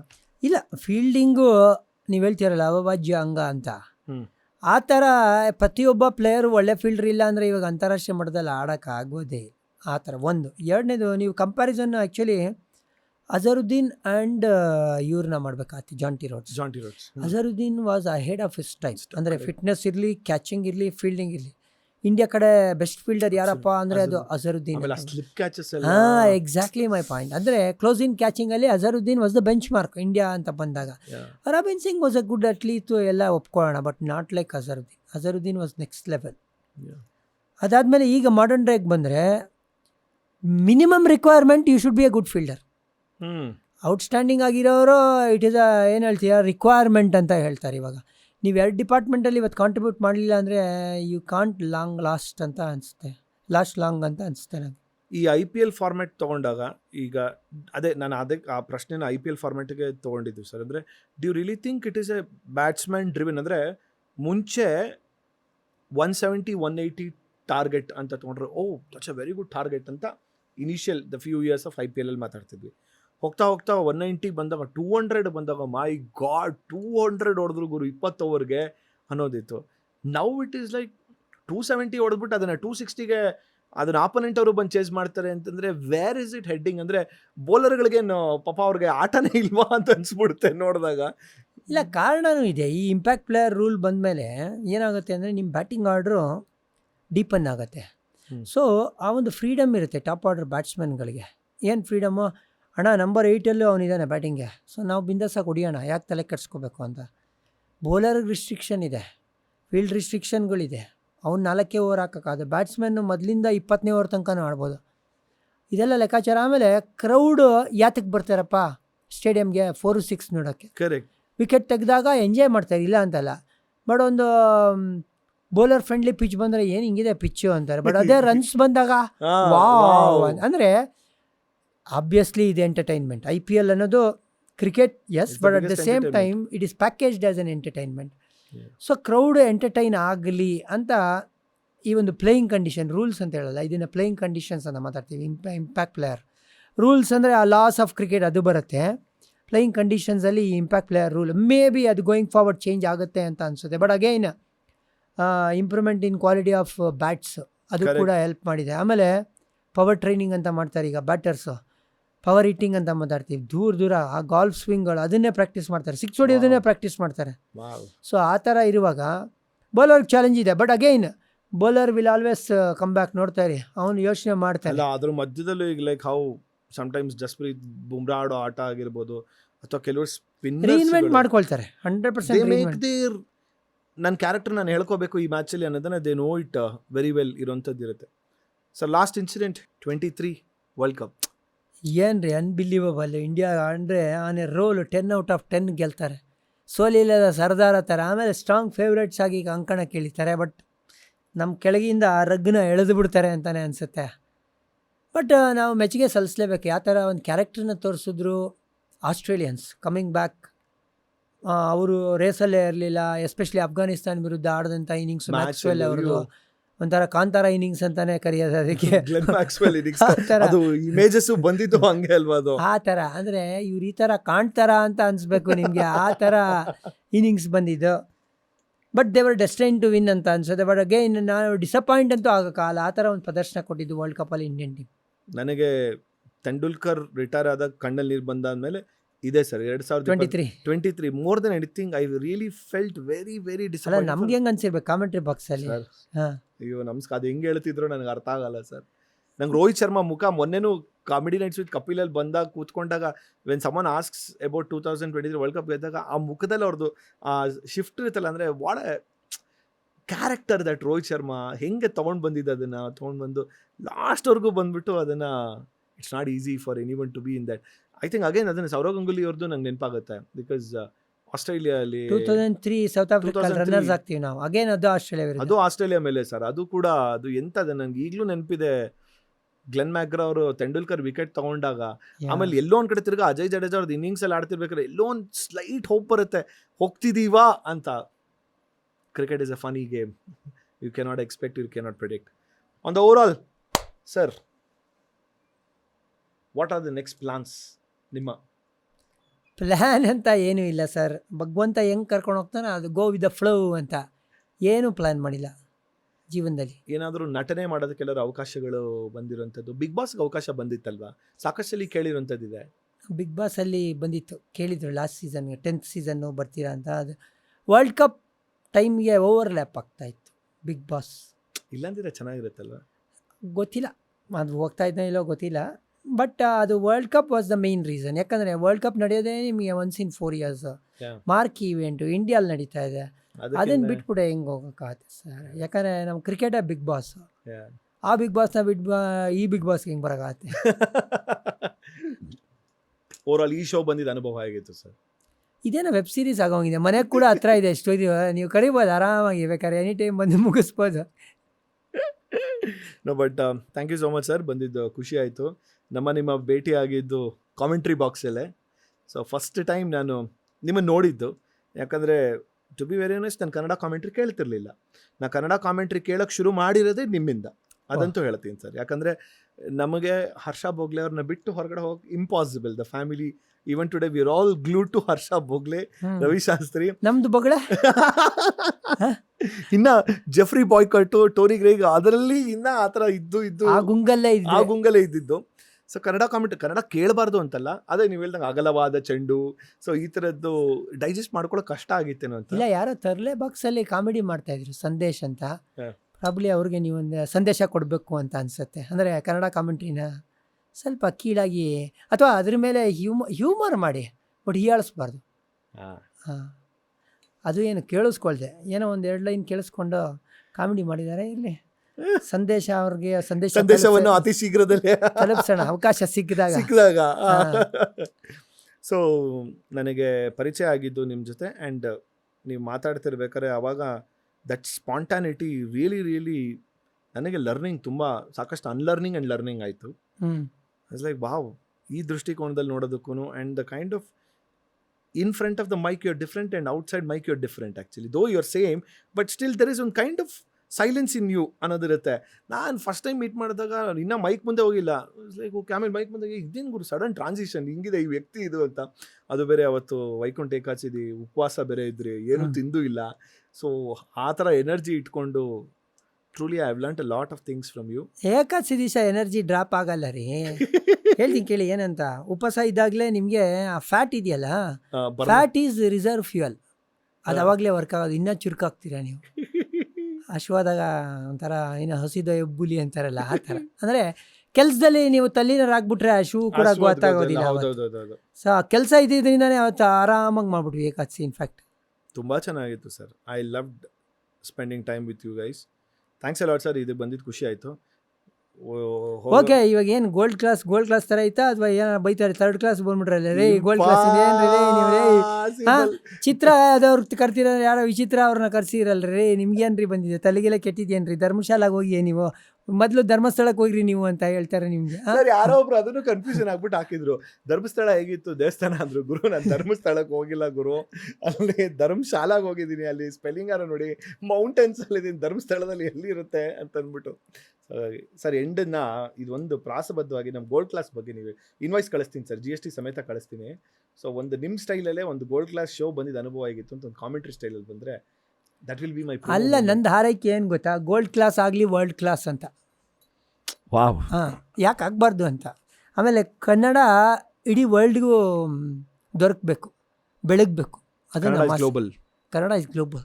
ಯಾಕಂದರೆ ಕನ್ನಡಿಗರು ಎಲ್ಲ ಮೂಲೆಯಲ್ಲಿದ್ದಾರೆ ಸ್ವಾಮಿ. ಅಯ್ಯೋ ಸರ್ ನಿಜ, ಅಮೇಝಿಂಗ್ ಆಗಿ ನಿಮ್ಮದು ಅದೇ ಹೇಳ್ದಲ್ಲ, ಗೋಲ್ಡ್ ಕ್ಲಾಸ್ ಆಗಲಿ ವರ್ಲ್ಡ್ ಕ್ಲಾಸ್. ಖಂಡಿತ ತೊಗೊತೀನಿ ಸರ್. ಹಾಗಾದ್ರೆ ನಿಮ್ಮ ಆಶೀರ್ವಾದ ಸದಾ ನಮ್ಮ ಮೇಲೆ ಇರಲಿ ಸರ್. ಅಲ್ಲ, ನಮ್ಮ ಗುಡ್ ವಿಶಸ್ ಇರುತ್ತೆ, ಆಶೀರ್ವಾದ ದೊಡ್ಡವ್ರು ಮಾಡೋದು. ನಾವು ಆಶೀರ್ವಾದ ಮಾಡೋಷ್ಟು ದೊಡ್ಡವರಲ್ಲ ಬಿಡಿ. ಓಕೆ, ಆನ್ ದ್ಯಾಟ್ ನೋಟ್ ಇವತ್ತಿನ ಈ ಸಂಚಿಕೆನ ಮುಕ್ತಾಯ ಮಾಡುವಂಥ ಟೈಮ್ ಆಗಿದೆ. ಮತ್ತೆ ಮುಂದಿನ ಸಂಚಿಕೆಯಲ್ಲಿ ಇನ್ನೊಬ್ರ ಜೊತೆ ಸಂದರ್ಶನ. ಆ್ಯಂಡ್ ಸ್ಟಾರ್ಟಿಂಗಲ್ಲಿ ನಾನು ಮತ್ತು ಸರ್ ಒಟ್ಟಿಗೆ ಹೇಳ್ಬಿಟ್ಟಿದ್ದೀವಿ ನಮಸ್ಕಾರ ಗುರು ಅಂತ, ಬಟ್ ಸ್ಟಿಲ್ ಎಂಡಿಂಗಲ್ಲಿ ಆ ಒಂದು ಪರಂಪರೆ ಮತ್ತು ಆ ಒಂದು ಸಂಪ್ರದಾಯ ಇದನ್ನೆಲ್ಲ ಯಾಕೆ ನಾವು ಬಿಟ್ಕೊಡ್ಬೇಕಾಗತ್ತೆ? ಸೊ ಖಂಡಿತ ಬಿಡಬಾರ್ದು. ಹಾಗಾಗಿ ಮತ್ತೊಮ್ಮೆ ಮುಂದಿನ ಸಂಚಿಕೆಯಲ್ಲಿ ಸಿಗ್ತೀನಿ. ಥ್ಯಾಂಕ್ಸ್ ಟು ಕ್ರಾಸ್ವೇಡ್ ಸ್ಟುಡಿಯೋಸ್, ನಮ್ಮ ರಾಜೀವ ಹಾಗೂ ನಮ್ಮ ತಂಡದವರು ಸಮೀರ ಸಿಂಹ, ಮಂಜು ಕ್ಯಾಮ್ರಾ ಹಿಂದೆ. Thank you. ಶೇರ್ ಮಾಡಿ, ಲೈಕ್ ಮಾಡಿ, ಸಬ್ಸ್ಕ್ರೈಬ್ ಮಾಡಿ ಅಂತ ಹೇಳ್ತಾ, ರೆಡಿ ಸರ್? 3, 2, 1 ಗೋ. ನಮಸ್ಕಾರ ಗುರು.